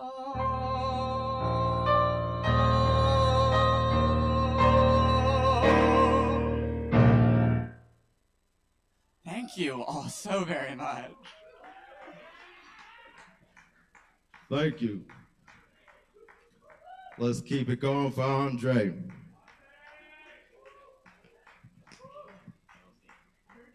And next up, we've got a special treat. Next up, we've got a special treat. A local poet, originally from Madison County, Mr. Keith Flynn, and he's going to be performing with Aaron Price. Keith and Caleb just finished a reading earlier today at the Fairview. Is it the Fairview Library? So they're still in poetry mode and poetry zone as always. So we're going to have us a special treat here. Keith Flynn and Aaron Price. Y'all welcome to the stage.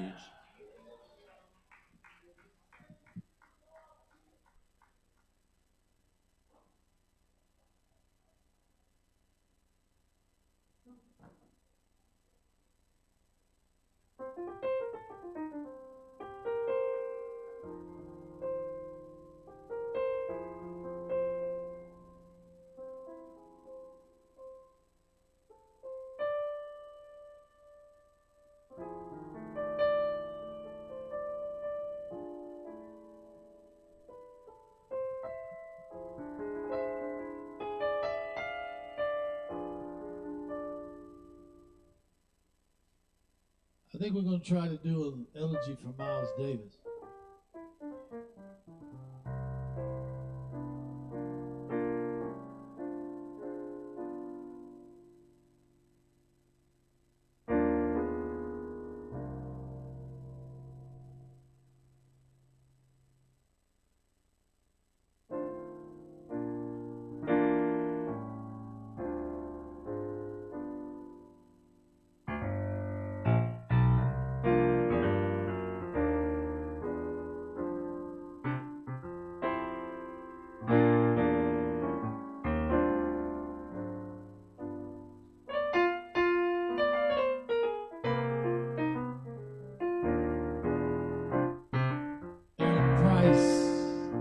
On piano.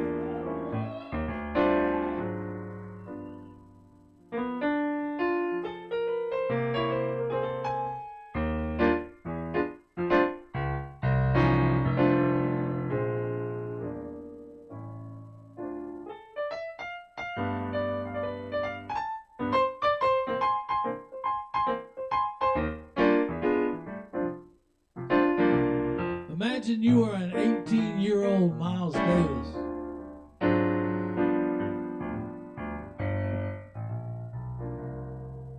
And you're a bit undersized. And you're fresh from playing your trumpet in the woods. You're mimicking the sounds of the birds and the frogs in East St. Louis. You're sitting out on your father's farm, who's a dentist, and you're swimming inside your suit as you finger your horn, and you're running rum boogie riffs for the Blue Devils.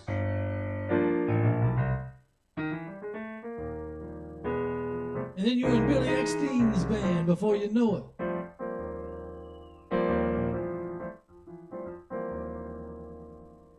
You're watching Bird, and you're watching Diz. And then when you sit back on the stand,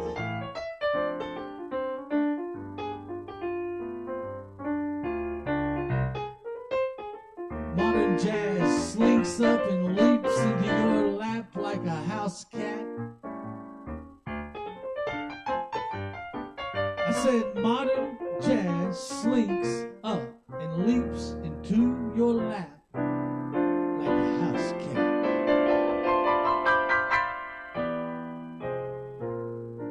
and he's making biscuits on your skinny knees.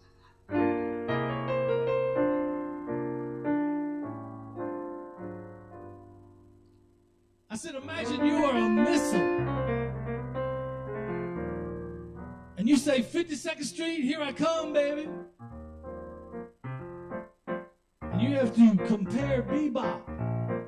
Bop, bop, bop.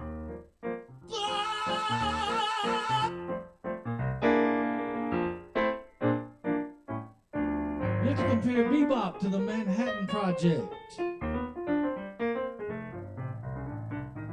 That's right, because this is nuclear music, and it's being invented by serious sound physicists. I said, this is nuclear music, and it's being invented by serious sound physicists. Rockets went off every night. Stravinsky was dissected at the molecular level, and he injected with the radioactive speed and constant sonic booms.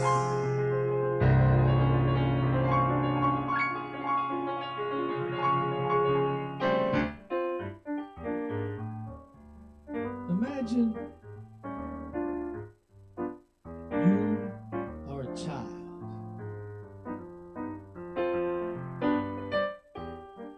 And you're overwhelmed by style. And then Gil Evans calms you in one afternoon into narcotic, cool, mentholated color palettes. I said narcotic, cool, mentholated color palettes, baby. Because I'm bugging about your beauty, baby bubble.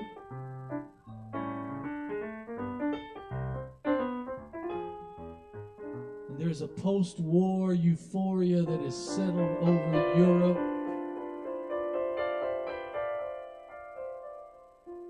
Like a threadbare parachute.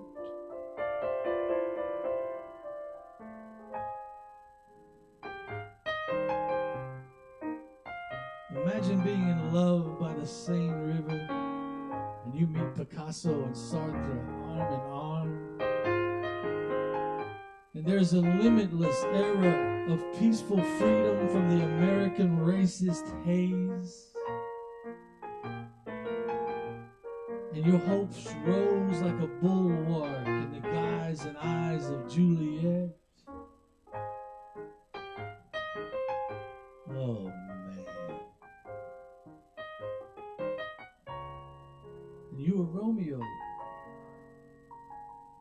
And just like Romeo, you tragically leave. And you exit stage left into the impenetrable white noise of New York City. And then you're beaten senseless on your break by fucking rotten cops with nothing better to do.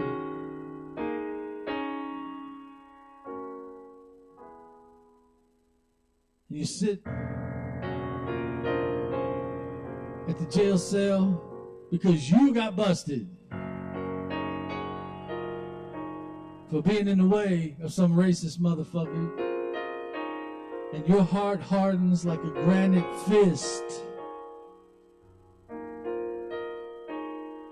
and your dentist daddy comes in straight off the street, walks right up to the stage and pulls you off. And your dentist daddy says, leave your horn on the stand. And it just sit there poised on its bell like a sad statue with its shadow crawling on the wall after hours.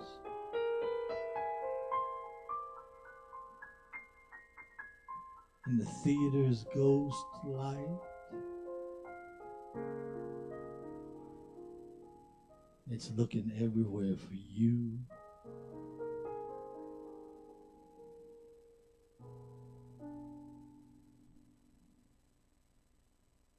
imagine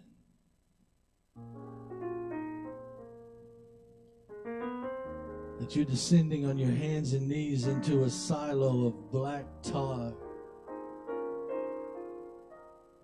and you're weightless on the wall like a fly,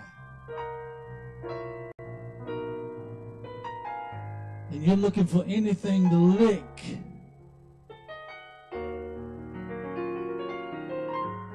And occasionally your silent nod interrupts the reverie of dissolution to remind you that you are still human. And a sound comes out of the darkness to slowly lure you further down.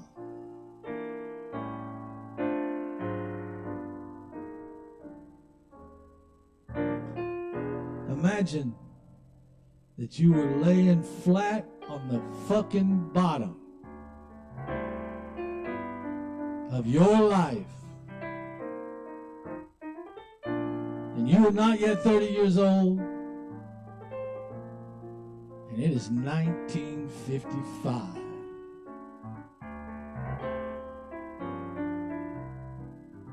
And someone says, stand up and walk.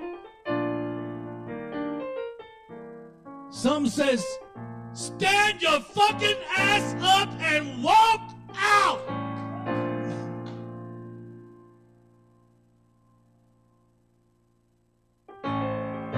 And it is the piano of Thelonious Monk.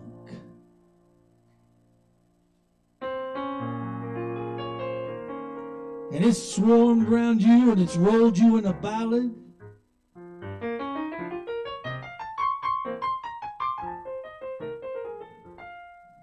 And it smoked you open.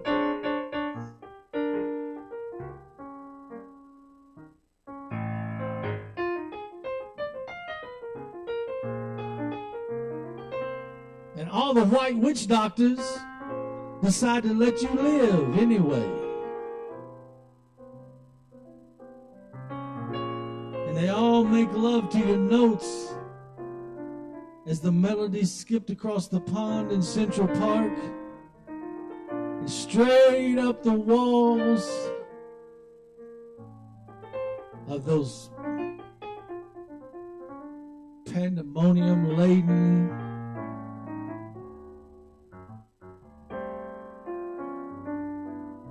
towers of Babel.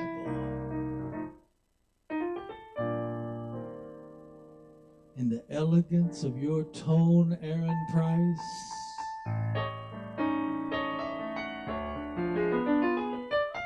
the elegance of your tone will talk the world free of its murderous intent.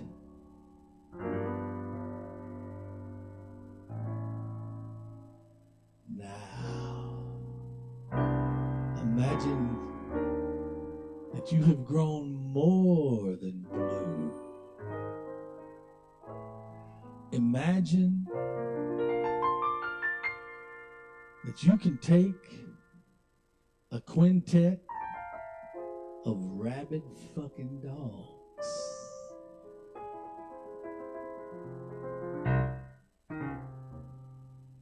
and you throw them bowls of meat and they get healthy and they start drinking up your soul stew. And you never have to tell them what to do. Them motherfuckers know. You just gotta let go. And push down the fence. And let loose the choke chains. Your sick dogs is going to grow wings and fly out the windows.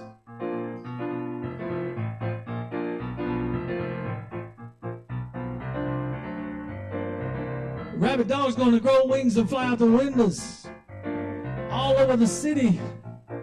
And their howling gets louder than the wind in their feathers. And that pack hunts New York.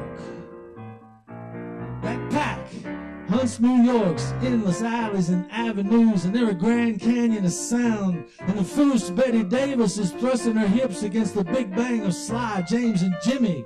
And she's thumbing the spunky, funk-drunk bass string of her body. Oh, Betty Davis, F, period, N, period, U, period, K, funk, I say.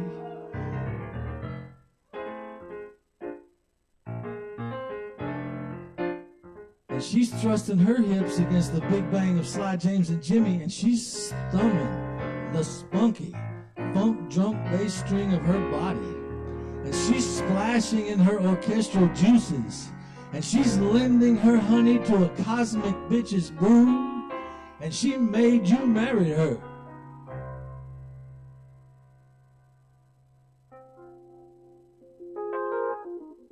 And you had to put on a Nehru jacket.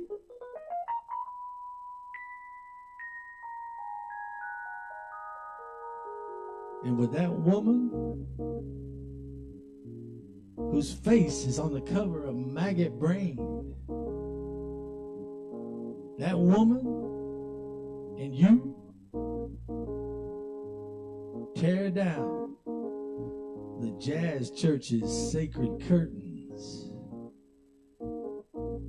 You and that woman tear down the jazz church. She lend her honey to a bitch's brew.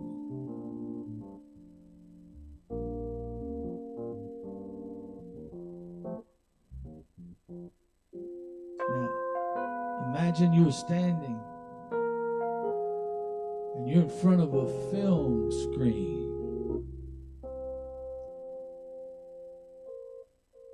And you enter the body of Jean Monroe.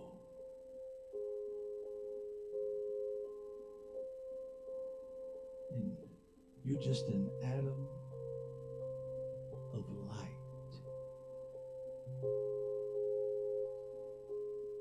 And you are swinging through her tragic bloodstream.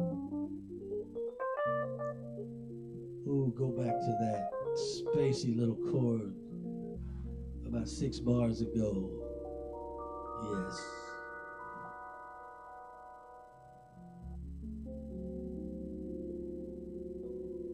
And you are swimming as an atom of light through her tragic bloodstream. And she sprawls with you through the rain-soaked city of Berlin. And when God punishes you now, He gives you everything you want except time.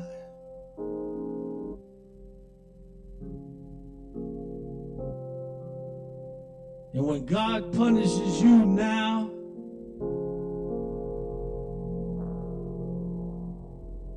you don't finger regret.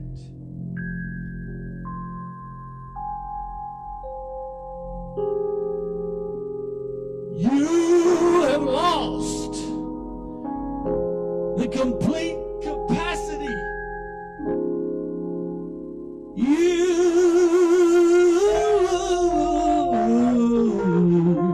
have lost the complete capacity to forget anything.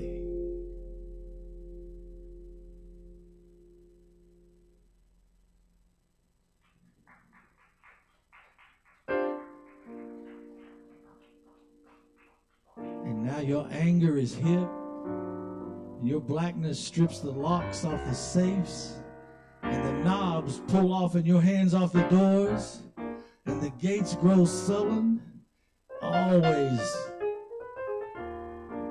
in your shadow. and you slip through all the shadows like a molecule of jazz.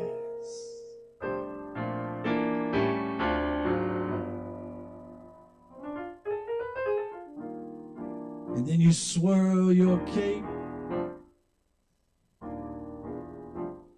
and the bulls all flex and dip as you pass. Because their horns are no match for yours.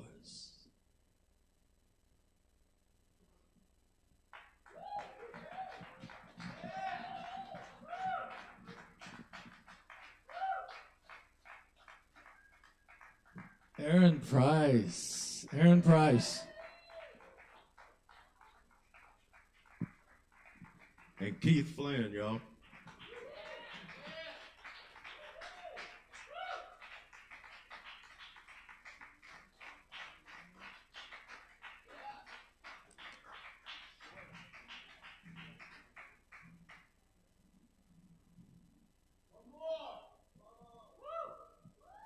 If we do something short,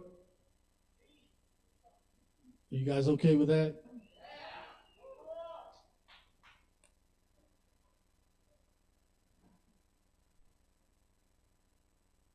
I'm going to do one of Caleb's favorite poems.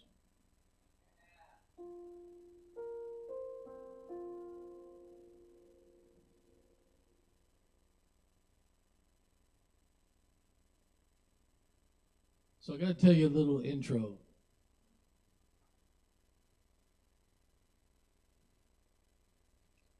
This poem is called Le Papillon.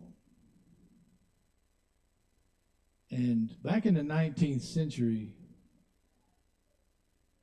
when people had performances and there was floodlights, there wasn't actually floodlights. There was these oxyum nitrate things that were kind of an open flame. And it was green. And when the ballet, when one person had to step forward to get more attention than the rest of the troupe, they would step toward the front, and that would be called stepping into the limelight, right? And so it was so bright, though, and almost incandescent in their eyes that they had to find a way to calm their eyesight. So they would go backstage into a dark emerald room so that their eyes could adjust, and that was called the green room.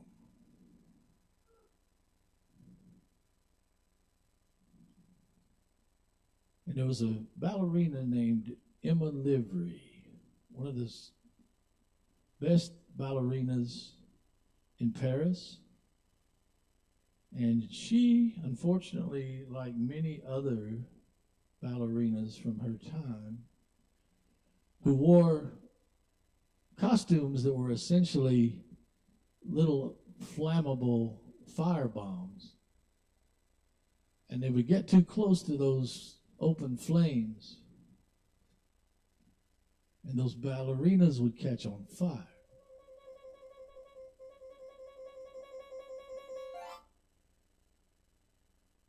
This is for Emma Livery, who took 3 days to die.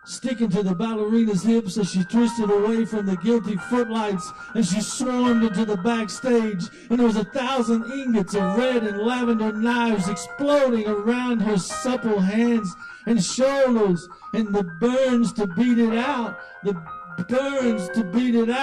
and the whole galaxy of bees hiving round her, and the other girls catching on fire, and there was flares, and there was a comet, and finally there was a nest of ash.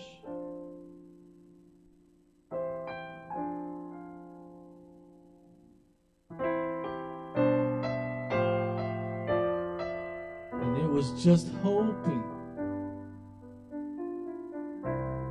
to hold together one last time.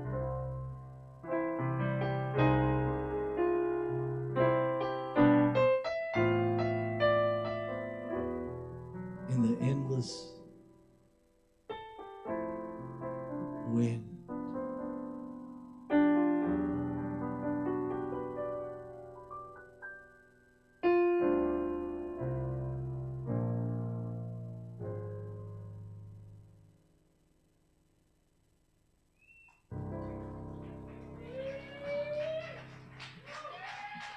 Yes, Keith Flynn and Aaron Price, y'all. Thank you very much.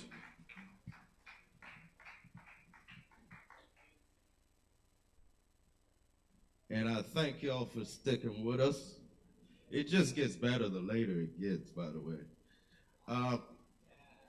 But we got a list that we're going to keep moving on as well. And next up we have Kai, if Kai is still here. Y'all welcome Kai to the stage.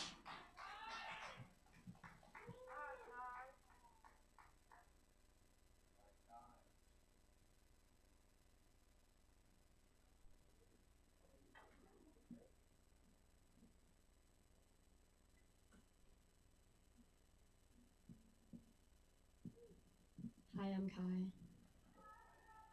Hello. I have some good news for you guys. Henry Kissinger died. Yeah, I don't usually celebrate death, but actually that's kind of a lie, but yeah. I'm Kai. I have my first single coming out on Friday. Yeah, at 9 p.m. Eastern time. Yeah, I wrote it almost a year ago, and now it's come to fruition. Alex Wolfinger Jones of Sunroom Studios recorded it and made the process really fun and great. So thank you. So I'm gonna play that song for you guys. If you want to pre-save it on Spotify, I guess that's the move that I'm supposed to ask you to do. And then if you don't have Spotify, it'll just be available on all streaming services after that. But I had a hard time putting it out because I didn't know what my artist name should be, and I didn't want it to be Hi, I'm Kai. Sorry for people who advocated for that, but no. But I'm putting out my music under Pseudocarp Music. On Spotify, it's just the word pseudocarp. It means false fruit. It's a botany term if you're a nerd like that. So yeah, if you want to connect and follow that, come chat with me. Here's the song Ode to Roadkill.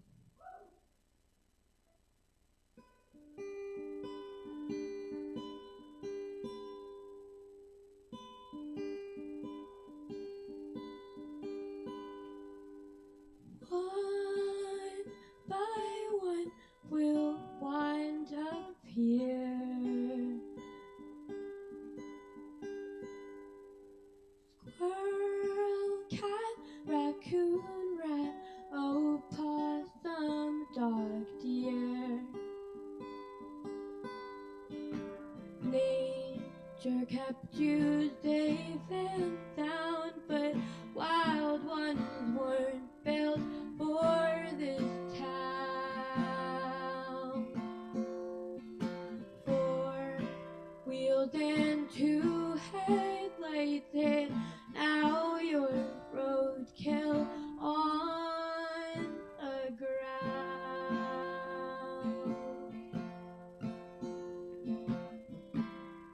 You never did like this highway.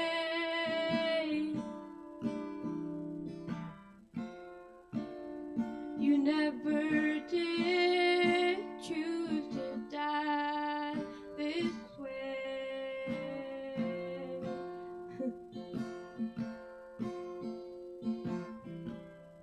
You never did like this highway.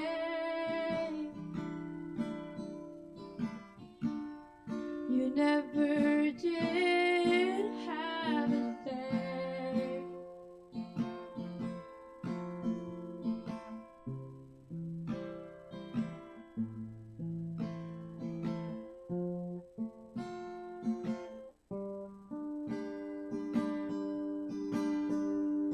Nature kept you safe and sound, but wild ones weren't built for this town. Four wheels and two headlights hit. Looks like that's the end of it. You never did like this highway.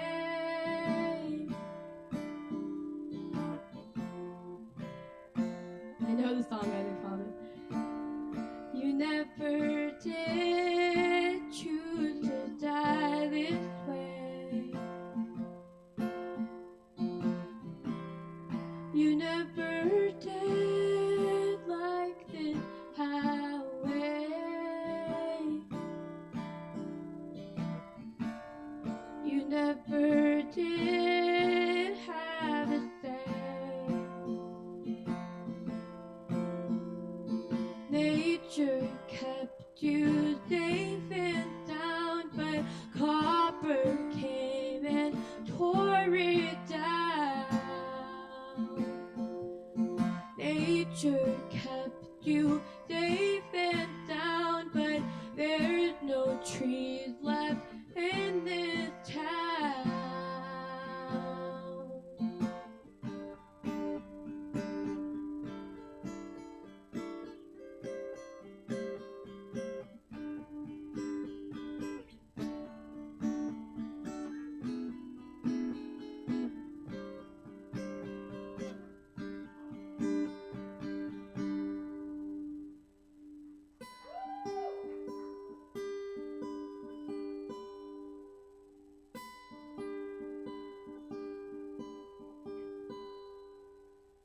Squirrel, cat, raccoon, rat, opossum, dog, deer. One by one we'll all end up here.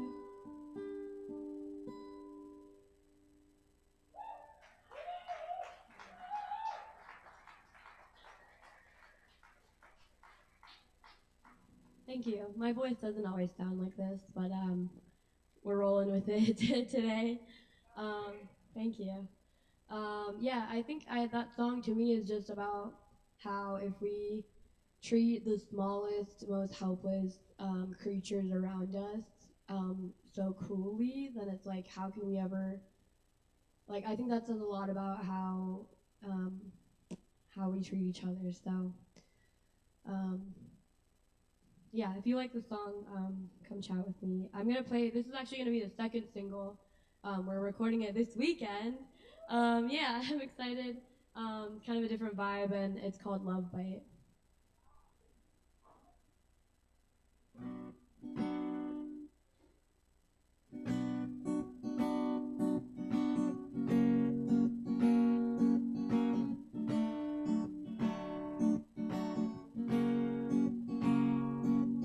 Red light down, eyes white, love bite.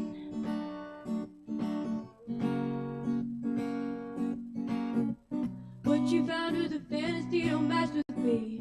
Talking in your sleep, told me everything. What you found was a fantasy and you're in deep. Talking in your sleep, told me everything.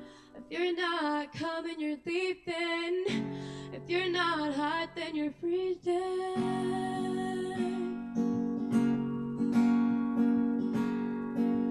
You got me running red lights for ya. Got me thinking I had to fight for ya. Got me staying up at night. You can go ahead and bite.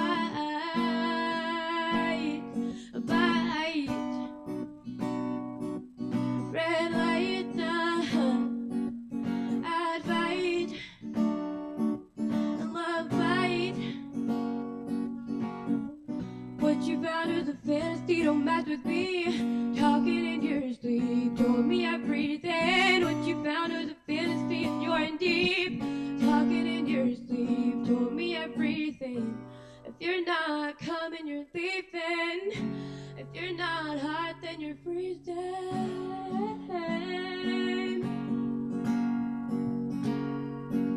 You got me running red lights for ya. Got me thinking I had to fight for ya. Got me staying up at night. You can go ahead and bite. You got me running red lights for ya. Got me thinking I'm right for ya.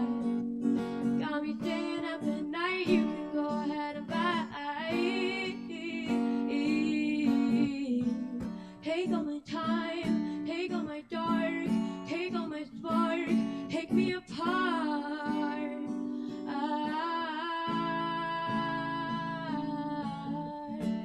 Take all my time, take all my dark, take all my spark, take me apart.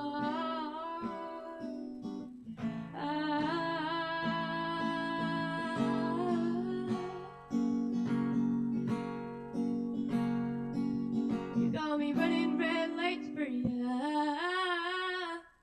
Got me thinking I'd fight for ya. Got me sleeping through the night. You can go ahead and bite. You got me running red lights for ya. Got me thinking I'd fight for ya. Got me staying up at night. You can go ahead and bite.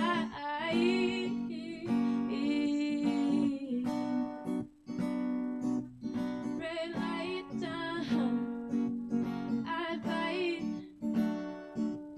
Love fight. Red lights, I'd fight, yeah. Love fight. Love fight.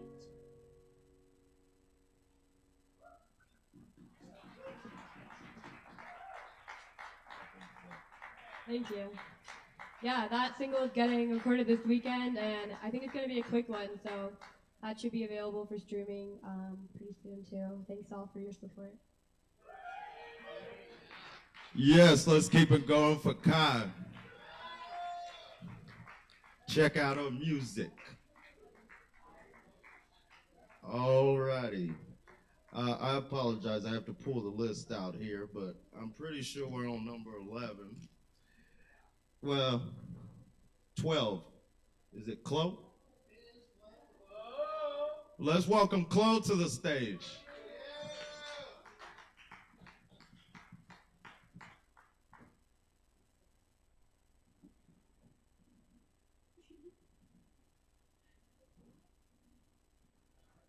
Hi. Hey. Hey, if you performed, give yourself a round of applause. Everybody's been really, really wonderful tonight. It's been a really good open mic. I am going to read some poetry. I've been writing a lot this week. I'm going to start with one called Roots.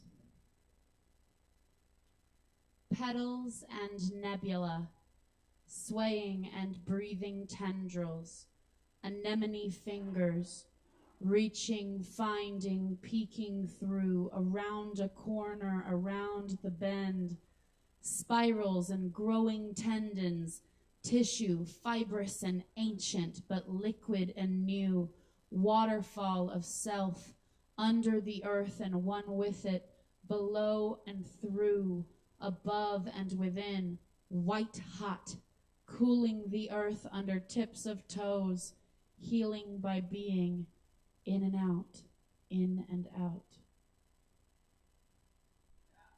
Thanks.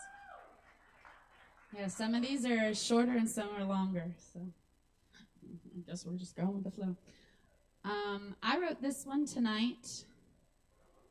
It's about the anticipation after you sign up for open mic. Here it goes. The lights have been dimmed. The people are whispering and texting and writing. Places secured. Ready. Last minute turns. Phrases on notepads. Lyrics in phones. Brand new music in the air between brain cells. Borrowed phrases, harmonies. We learn from each other.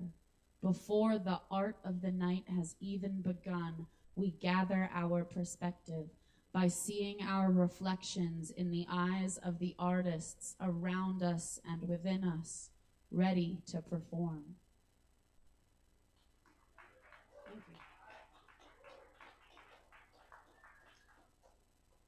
This one doesn't have a name. This was inspired by Open Jam. Actually, I think this was when Caleb was on the drums. Toe tapping, feeling energies emanating, drum hit on stick, stick hitting cymbal over and over quickly, on rhythm and against it. The dulcet organ opposing symphonic smashing, perfectly timed chaos, low tones pulsing underneath and throughout, unexpected by my brain, always known in my body. Exclamation without reservation, emitted from willing mouth without a mind to stop it, body to dance, voice to sing along. Thanks.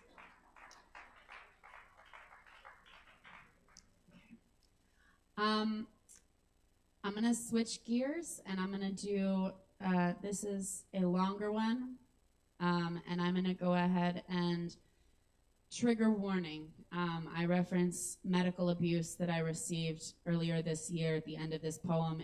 If you are sensitive, please be advised. I am more confident in my ability to listen than I ever was before. Those years when I was younger, so much needing, ears stuffed with waxed cotton and empty capsules discarded, the sobering realizations again and again. I was 21. I woke up. I couldn't remember falling asleep or much. The blinking messages of concern on my locked phone screen scared me. The trees shone golden yesterday and sunset orange today. It's not yet noon and the shine of the leaves has caught my attention infinitely. The changes are happening faster daily, the part of the season where if you blink, suddenly trees are showing skin, naked in the wind, pieces of their clothing circling your human body on sidewalks and driveways, whispering you inside, inside, close the door, it's cold out there. I was 15, on a cruise ship, absent-mindedly fiddling with the fabric lining of a chair in the youth room. I pulled it off completely. My parents' stateroom was billed. It was a big deal. The sky above me is never confusing, only amazing.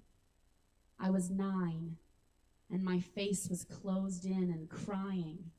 It's all your fault, like fire into my eyes and down my throat, a situation I could never have predicted or prescribed, a reaction only human but hurtful, chronic misunderstanding.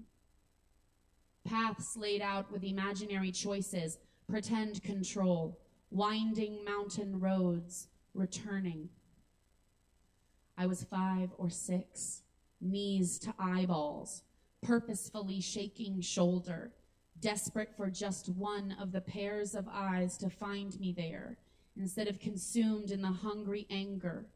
We were all crying, but you didn't see me there, hiding in plain sight, as an attempt to manipulate you with my existence into shutting up, into letting my smaller siblings sleep soundly, into keeping the dishes whole. And you did not look my way. And in 15 minutes, I slowly stood up, eyes fixed on your binding disagreement, and walked up the stairs. At some point, I must have fallen asleep. Everything we understand starts somewhere. I started here, in this. Nothing ends. The options and opportunities, the plausibilities, endless. The trees are green, then yellow and orange, then red and brown and bare, stripped for our eyes to look through all winter, then small and green and new again. I was 26. I told a mean nurse that actually it's they, them, while attempting to bargain for my freedom. And within minutes, I was held, forced down, jaw out of socket, arm wrenched back to illegal angle, clothes cut with gleeful, jagged trauma department scissor marks, needles in thigh sending narcotic rush of sleep to head, while someone's hands are around this neck, pushing away the option of air. I can't breathe, leaves lips over and over. Please don't kill me. You're hurting me. And shut up as a reply. You're choking me.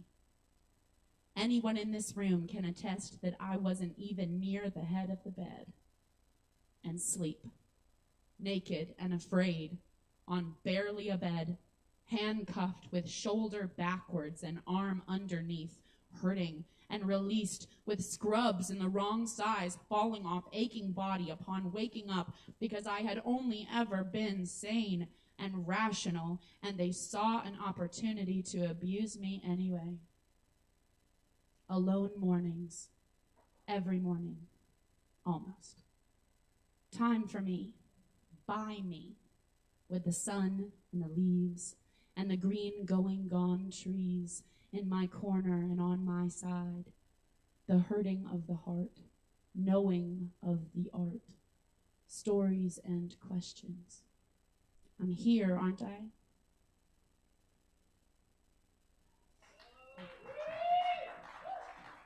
Thanks.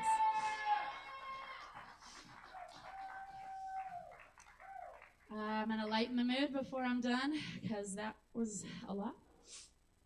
Thank you for being receptive. I live in my car, so this one's called passenger seat. It's where I sleep.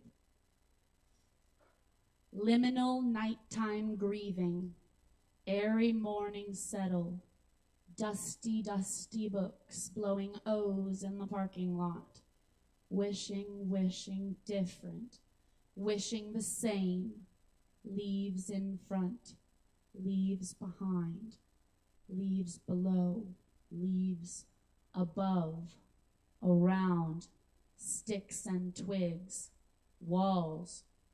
This world I see feels safe, and all the while I am exposed, alone, the seeking, the individual, the needing, the community.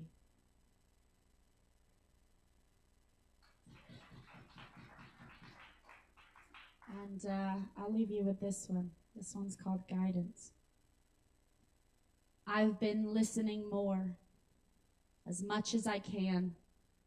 I've been asking questions, and now I understand that the answers matter far less than the phrasing of my curiosity. The direction of my thinking comes from the boxes of my askings that I craft each contemplation. I predict my future with these patterns. I manifest desire with these changes. The universe, or God, or source, or me knows what to do as long as I'm wondering things that take me to the doors I have the keys to. Thank you all. And thank you, Chloe, for sharing. Very powerful stuff there. And next up, this is technically the last slot on the 10-minute spots. So we are a little tight on time toward the end here. So, but we've got Joe Shelton. He's been coming here for years. He's gonna do some Scooby Dooby bop bop. I don't actually have any Scooby Doo pop up. Toast to you, remaining denizens of the Kava bar. Much love.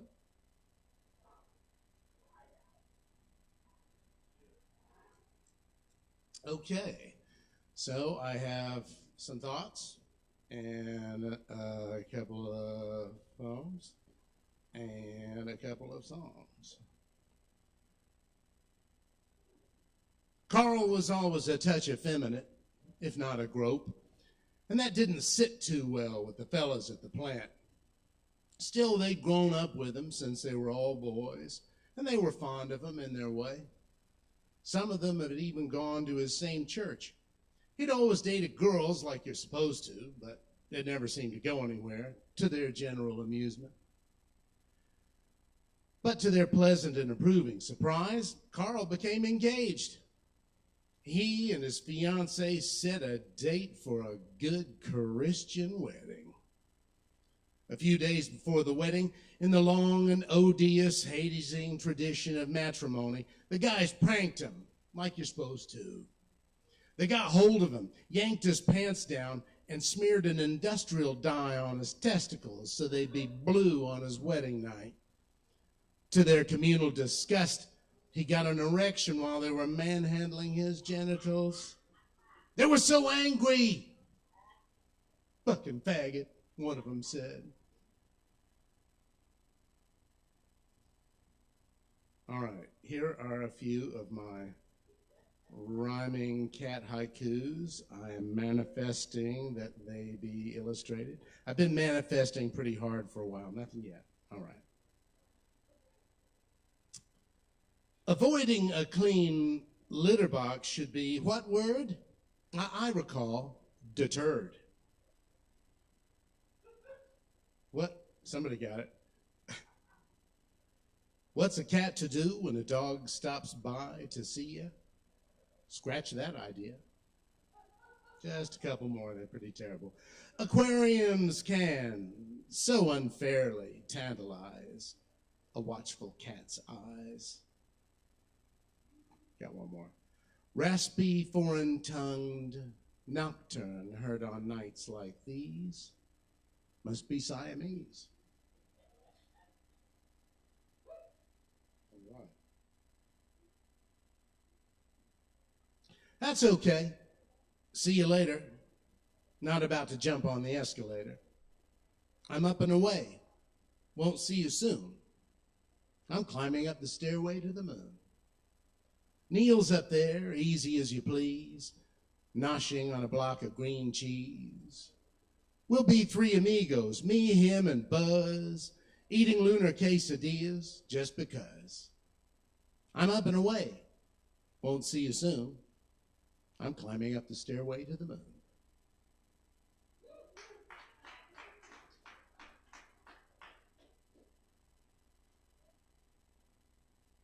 All right. So this guy panhandled me the other day, so he's still alive, he's still kicking.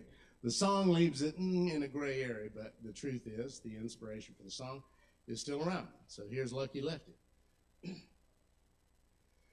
Lefty's been run over 9 times now, but not yet 10, 'cause he got good luck. Lefty's used up 8 of his 9 lives now, and he can't be killed by some damn truck.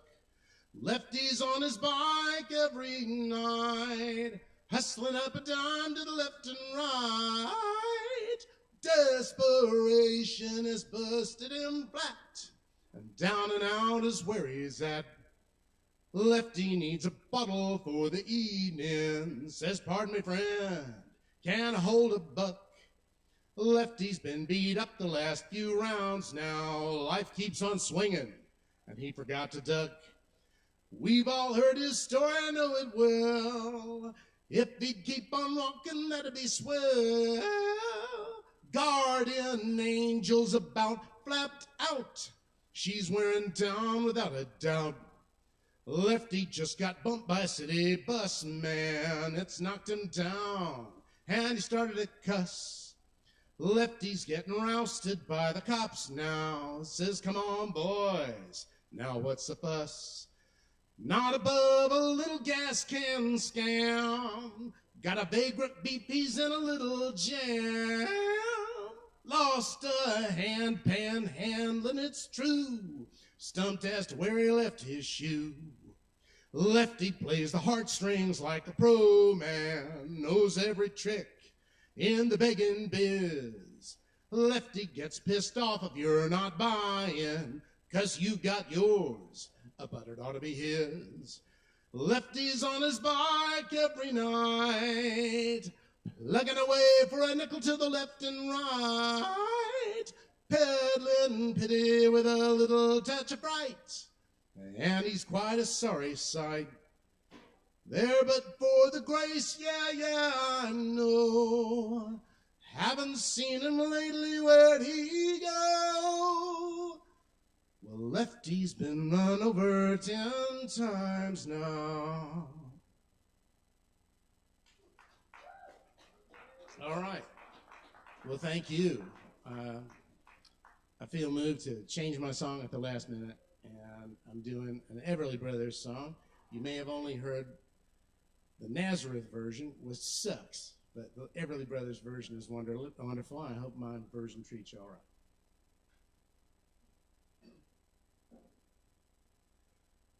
Love hurts, love scars, it wounds and mars any heart not tough nor strong enough to take a lot of pain, take a lot of pain. Love is like a cloud, holds a lot of rain. Love hurts, love hurts. I'm young, I know, but even so, I know a thing or two. I learned from you. I really learned a lot. Really learned a lot. Love is like a stove, burns you when it's hot. Love hurts. Love hurts.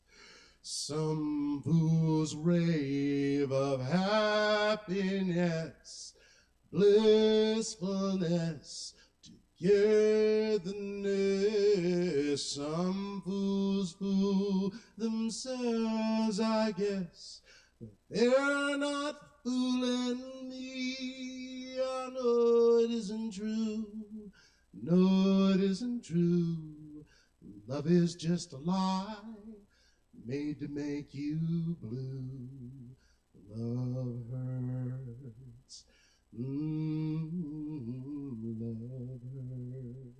hurts.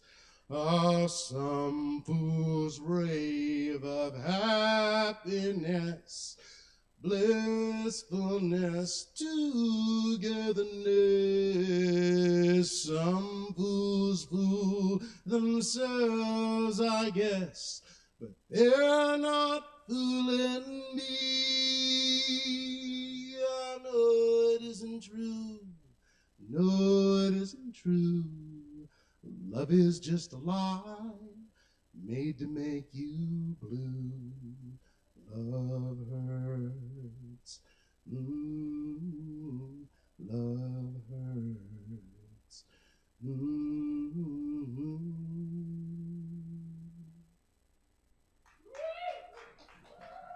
Ow. Love hurts. Thank you. Thank you, Joe Shelton. Let's keep it going for him. And keep that energy going for our next performer. Is Sarah Horton here? Sarah Horton is not here. James Rocco. Is James Rocco in the Kava bar of the vicinity? All righty. We've got Jason Chin. Is there a Jason Chin here? He's not here as well. All right, next up, is it, let's see. I want to say Audrey Zola. All right, cool. Y'all welcome Audrey Zola to the stage. Hi, my name is Audrey, and I have a question. Can I need you yet?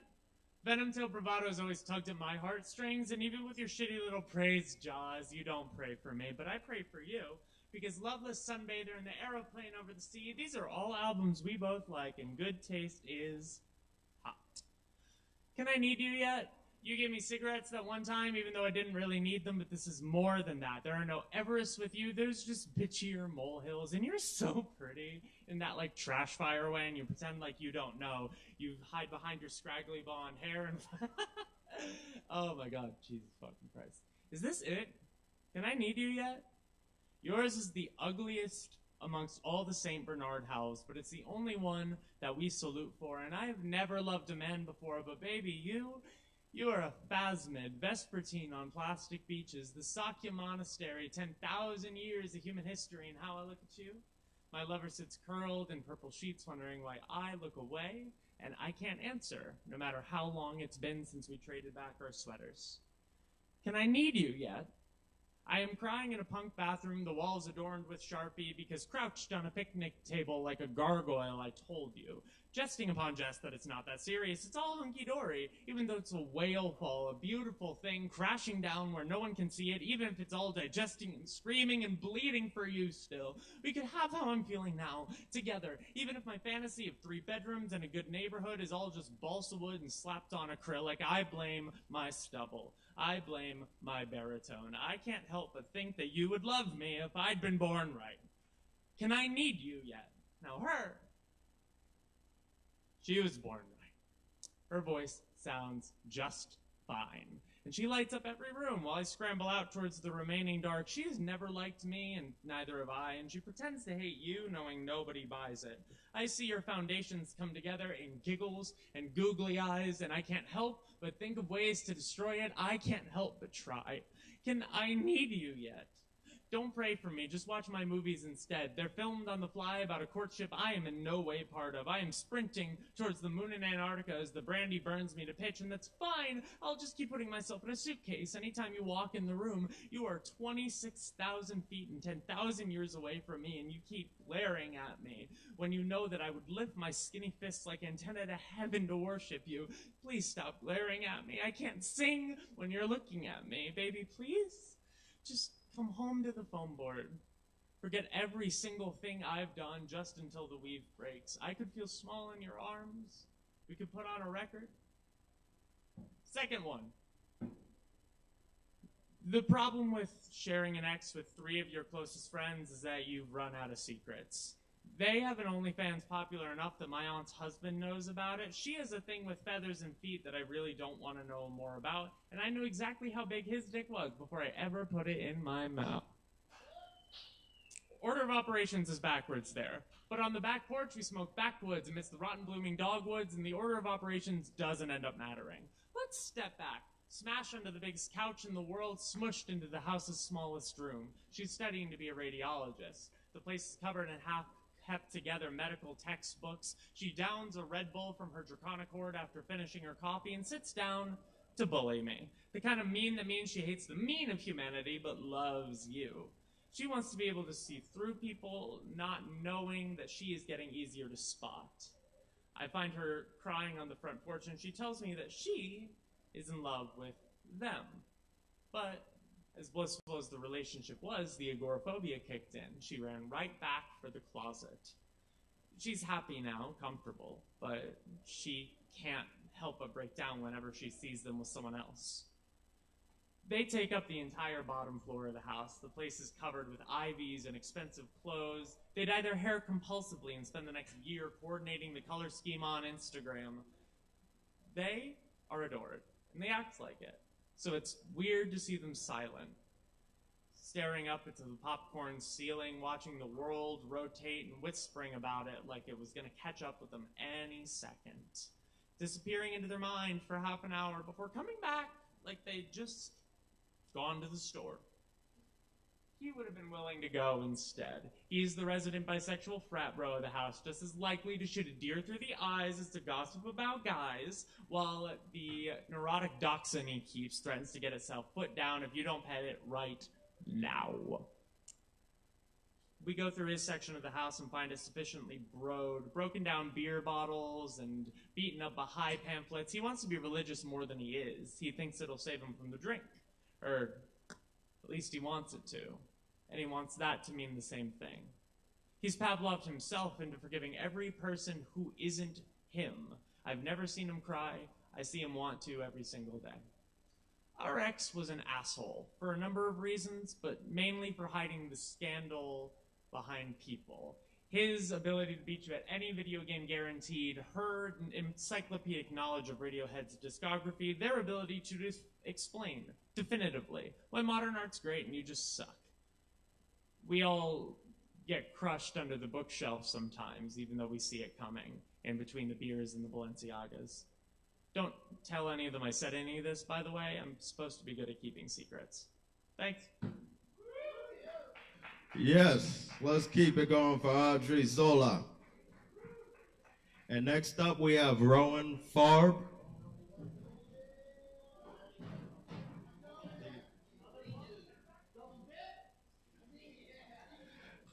Let's welcome him to the stage, Rowan Farb. Okay, thank you. This is a piece I wrote myself like a month ago. The title is Rest in Peace, Dante Alighieri. You would have loved the iPhone 15. Low and broken I did fall, gums bloody into the valley. There was no way back. This much was still setting in. All around me were these flowers I could not, no matter how I strained my eyes, find it all familiar.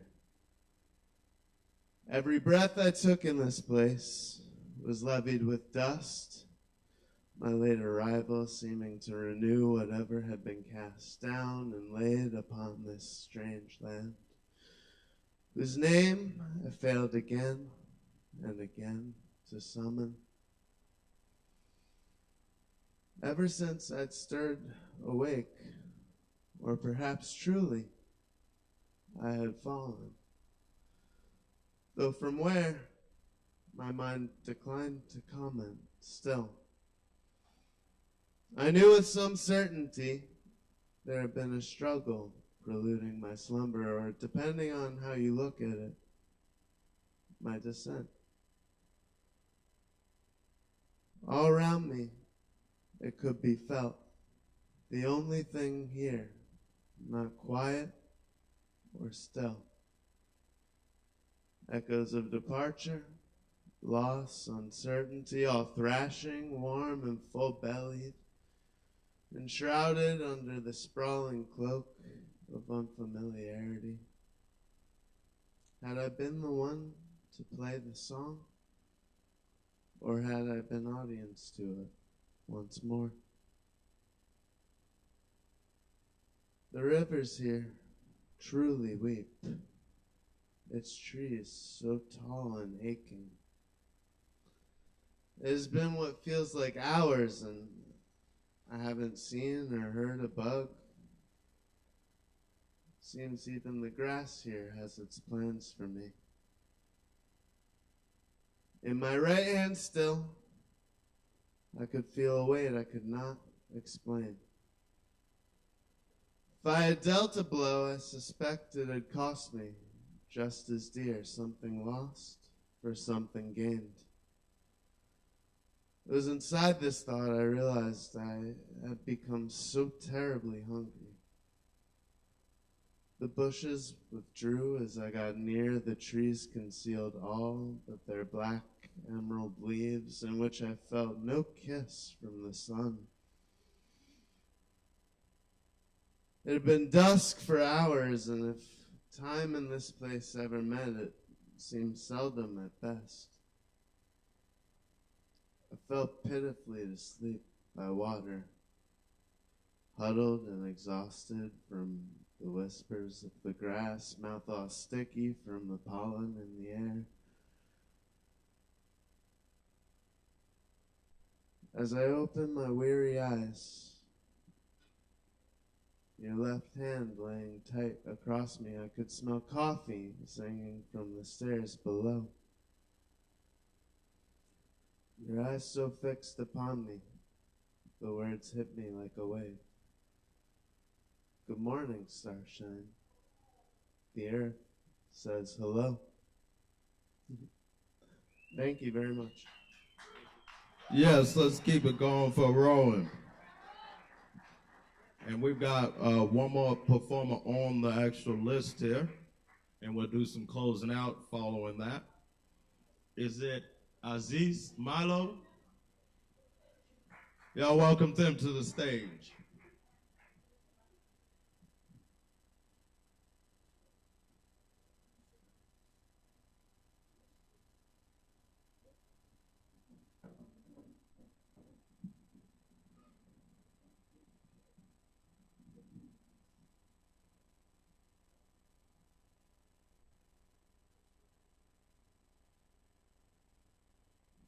Yo.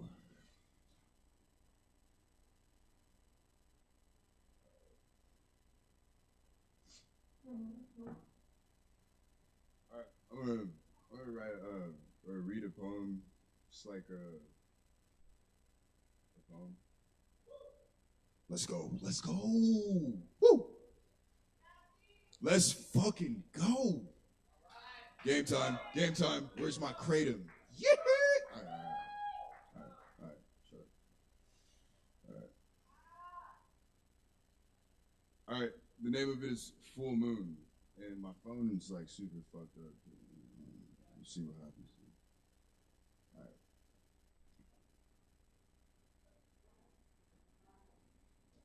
Full moon, barefoot in the grass in the night, asking for your life, asking for your light. Help me. All right, hold on. I got the rhythm, man. The rhythm. All right, hold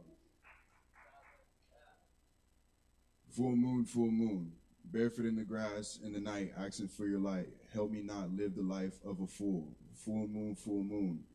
I breathe what I consume. Lend me the energy of the infinite womb. Full moon. I pray for my mother. None of us know anything. We still stab at each other. Full moon. Reflecting the destiny of pressure just to get better. But bitch, I love the rage. Sometimes I still do complain. I thank you for patience to gather my pacing and weather through the rain. All I can do is laugh with my golden staff, full-fledged, energetic back, sit back, witness, relax, never react. This life is so tantalizing, going from red to violet, hippie to private island.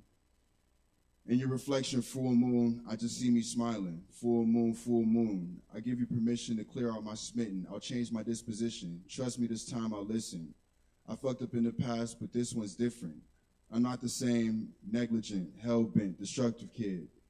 Cleaning out my karma and my trauma, building my armor, bless my mama. I'm doing a bit better, but still not yet the finished product.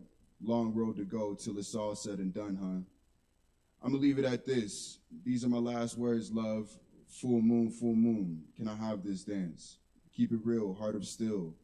I still fear romance. That fear stands, no chance for our love. Heavenly gifted and guided straight from above. Your holiness and divinity, all feminine energy is what my healing really needs. I'm thankful for your art. I'm thankful from the heart, and so it is. May your light shed to my flowers bloom. Full moon.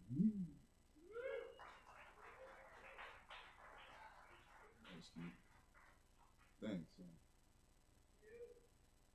Y'all keep it going for Aziz Marlowe. And next up, we've got a guy y'all all recognize. Chris Medrano is going to come up here and do a little something.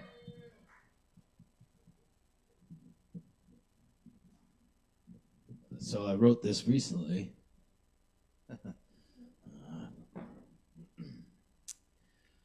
On the night Kissinger died, my wisdom tooth is loose. I have heartburn that's uncomfortable. I'm mixing a great show. On the night Kissinger died, IDF troopers sniped a 9-year-old on the streets of Gaza. Argentinians are coming to terms with the election of a new fascist comparable to the leaders of Kissinger's days, killing Argentinians and Chileans. On the night Kissinger died, American children go to bed hungry because without lack, there is no profit, even though silos of food rot. Tonight, on the night Kissinger died, the ghosts of the disappeared emerged from the pits and the mass burials to finally rest, but they are forgotten. As despots are elected around the world, their pale, ghostly existence is forgotten. On this, the night of Kissinger's death, we remember them, and we understand that we must kill the ideas of Kissinger. Kill the ideas of Kissinger. Kill the ideas of Kissinger. On the night Kissinger died, we must remember the cost of greed and hubris as we lucky ones drive home toward peace.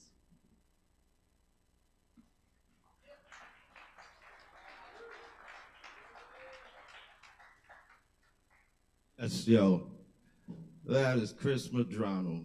Thank you for that. And next up, we got Caleb Bison. Y'all welcome Caleb to the stage. Thank you, Kevin. The disembodied voice. No, seriously, give it up for Kevin Evans for hosting tonight. I love Kevin. Thank you, Kevin. Incredible. It's been a really awesome night. Thanks, everyone, for hanging out. Whoa. Cool. Whew. Whew. The 58. It's different. On this side. It's fun. I like it. Let's get open mind. Nice. All right. I'll do a couple points for you real quick.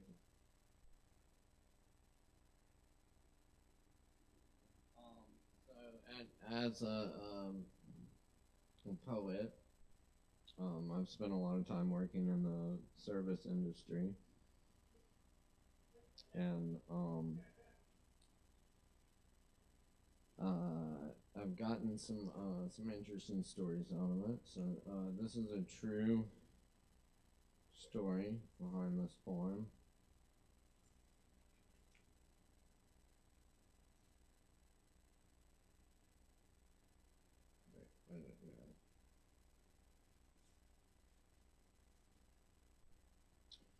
This one's called Honey.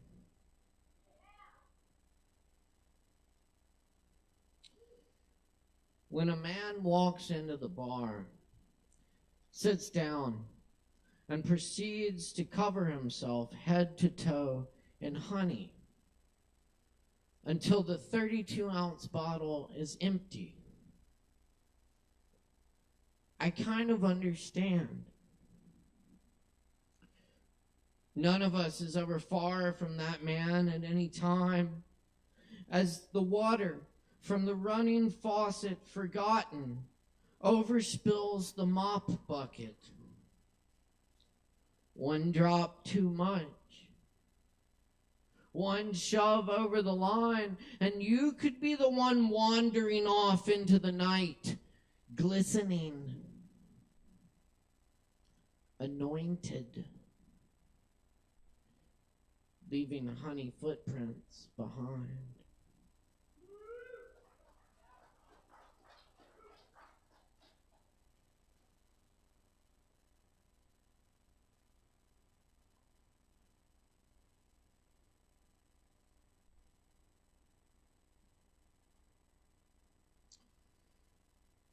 Roadkill horse with rainbow. And don't worry, the horse is just a metaphor.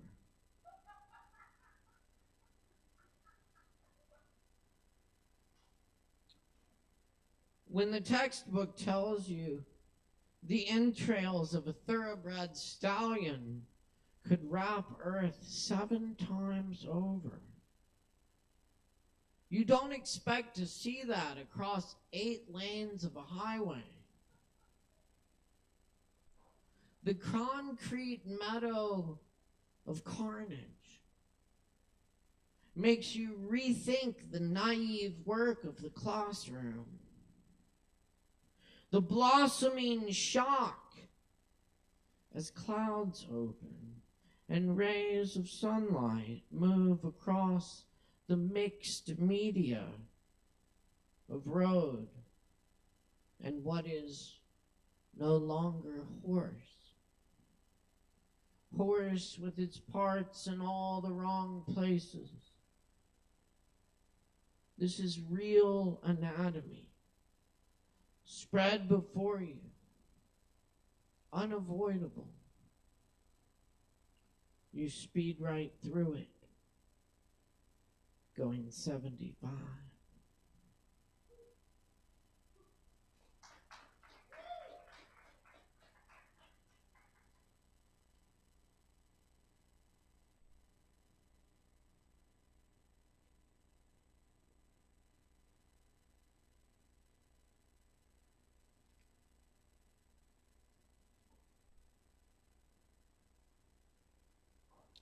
This poem is about a place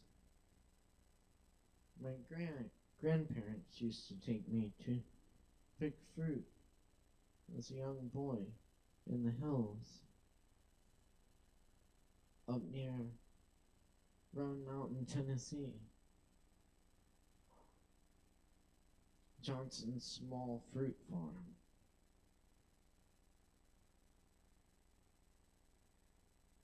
The man at Hump Mountain Fruit Stand said Mr. Johnson passed away last night.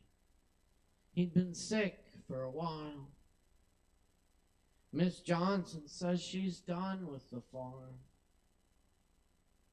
I remember the raspberries, big as strawberries, buckets of blueberries, apples that snapped when you bit into them. They didn't grow watermelons. No jackfruits in that little mountain orchard. No cantaloupes.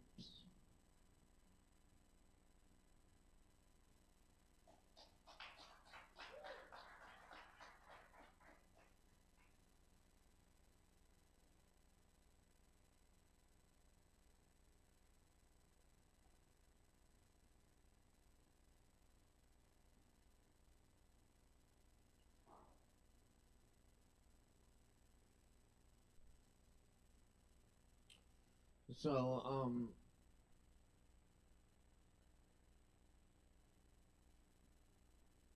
a lot of my work has been translating the work of the Spanish poet Federico Garcia Lorca. And I spent some time in Spain retracing his footsteps, and I found this small cafe that's still there that he used to hang out in the El Rencancio. the little corner, the group of him and his artist friends who would hang out in this little cafe. It took me a few tries, but I found the place.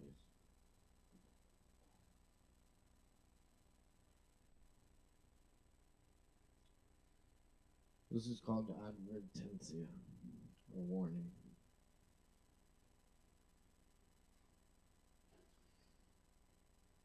What killed Garcia Lorca is out there somewhere. Be careful when looking around. I knew not to get into it with the guy who said he should have left Spain. Had it coming to him. Though my eyes boil. Every time someone looks the other way, while the fascists kill him, again.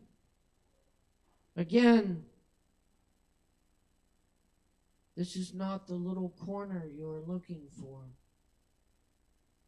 If someone gives you false directions when you ask, come back a different night. Death enters and leaves the tavern. Enters and leaves. For the Spanish poet, there was never a choice but to stay. The men who killed Garcia Lorca got away. Left him in an unmarked grave. But more so, what killed Garcia Lorca is out there.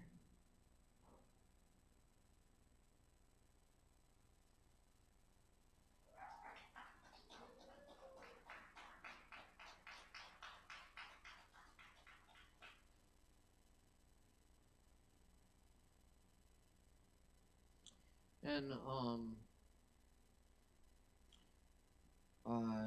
I'd like to invoke Kathy Smith Bowers, who should have been up here tonight but couldn't make it, unfortunately.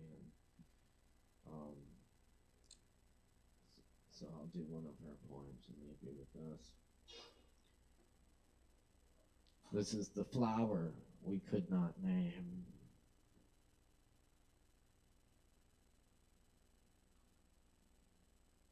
Clematis climbs the weathered rail we split and seizes all within its grasp.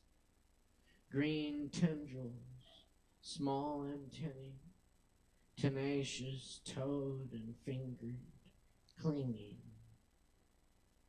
Like the boy they pulled from the reservoir, his arms and legs and the muscles spasmed dark, still wrapped about the oar that must have meant such promise. Hold tight, tight, tight, and I will save you.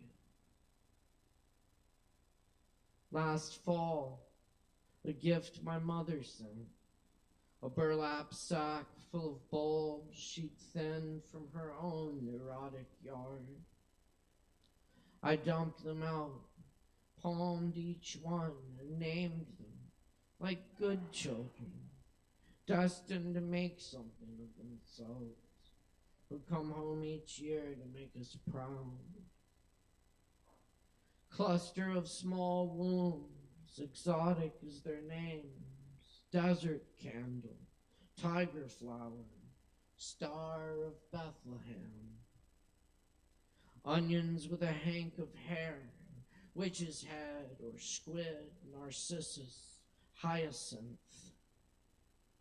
And these, like small dried fruits, all wrinkled in their skins, aranthus and anemone. But one we could not name lay twisted, small tumor at the bottom of the sack, muzzled its way somehow into November's cold layer, and in April's punctual fall, pushing its head through the indiscriminate earth,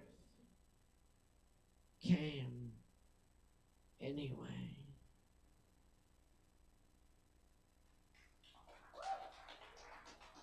Thanks so much, y'all. Keep coming back for open mic each and every Wednesday night. We got more coming up next, I'm told. Y'all give it up for your host tonight, Kevin Evans. Thank you, Caleb. It was beautiful. And the funny thing is that fruit poem that you read reminded me of the Prince song Raspberry Beret, because there's a reference to Old Man Johnson's farm, and then you said raspberries. So yeah, serious.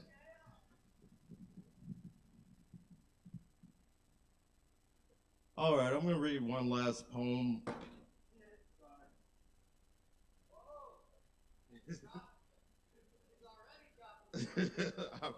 I really rolled it.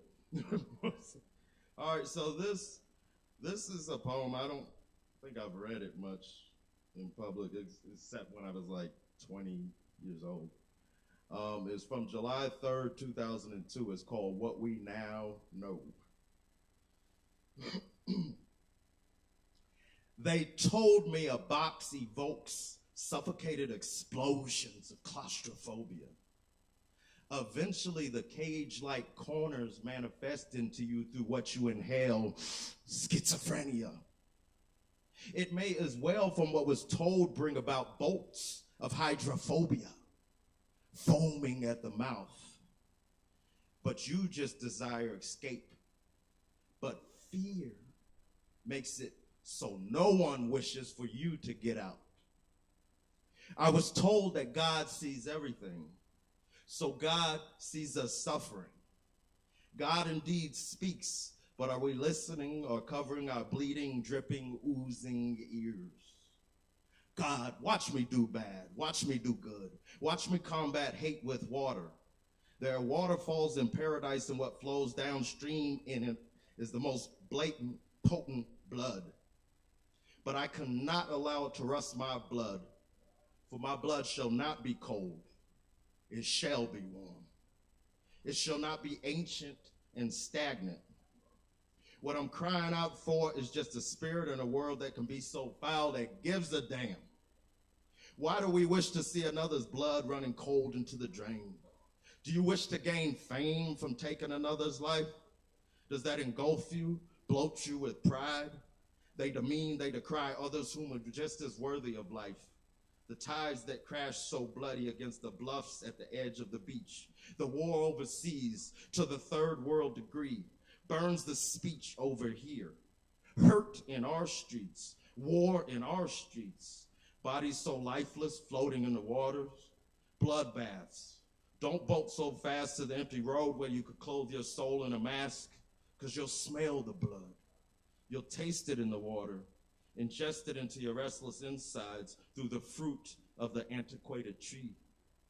Pre- and post-antebellum ghosts roam around the plantations and the bright homes and the shady yards and the shaky sharp winds. They are taking trips across the land so you can sniff the ripped texture of their life profusely bleeding. We know the reason, because humans can be so derogating and demeaning, freezing the times the sublime overtly utilize oppression and bondage. It causes rifts. A species is split. The human race wrapped in preoccupying divisions. And you are pretending you don't taste blood in your water. You don't taste blood in your wine. You don't feel an aching bend in your spine, despite all of the signs that we oftentimes exist in a state of great mass apathy. Don't ignore the tragedy, stabbing your so-called enemy, daggers of blood flung in the wind from your parched heart and raging tongue, cutting everyone's heart, peeling the layers of the spirit as you are building rifts, systematically destroying the bridges. No wonder the winds are livid. No wonder the children let go of their wishes. From there to here, it's not so different. Wishing earth could be so divine in the moist, warm arms,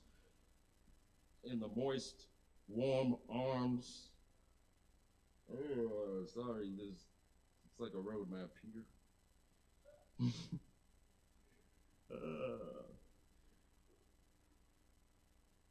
see. Wishing earth could be so divine in the moist, warm arms of propitious rebirth.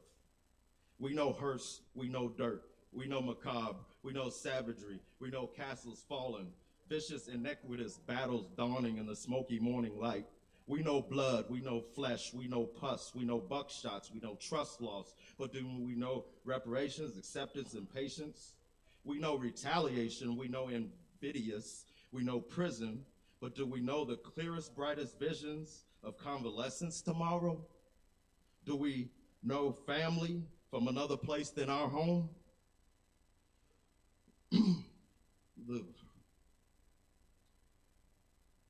Do we know how to condone benevolent crossings of the tracks?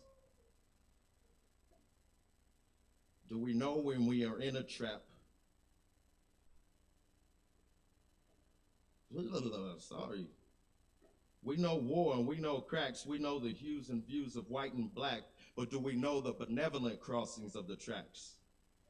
Do we know when we are in a trap of fear and loathing, clothing of the rainbow soul? What do we know? Sorry about that. Thank y'all for coming. Take care of the bartenders and all that good stuff and come back. Cheers.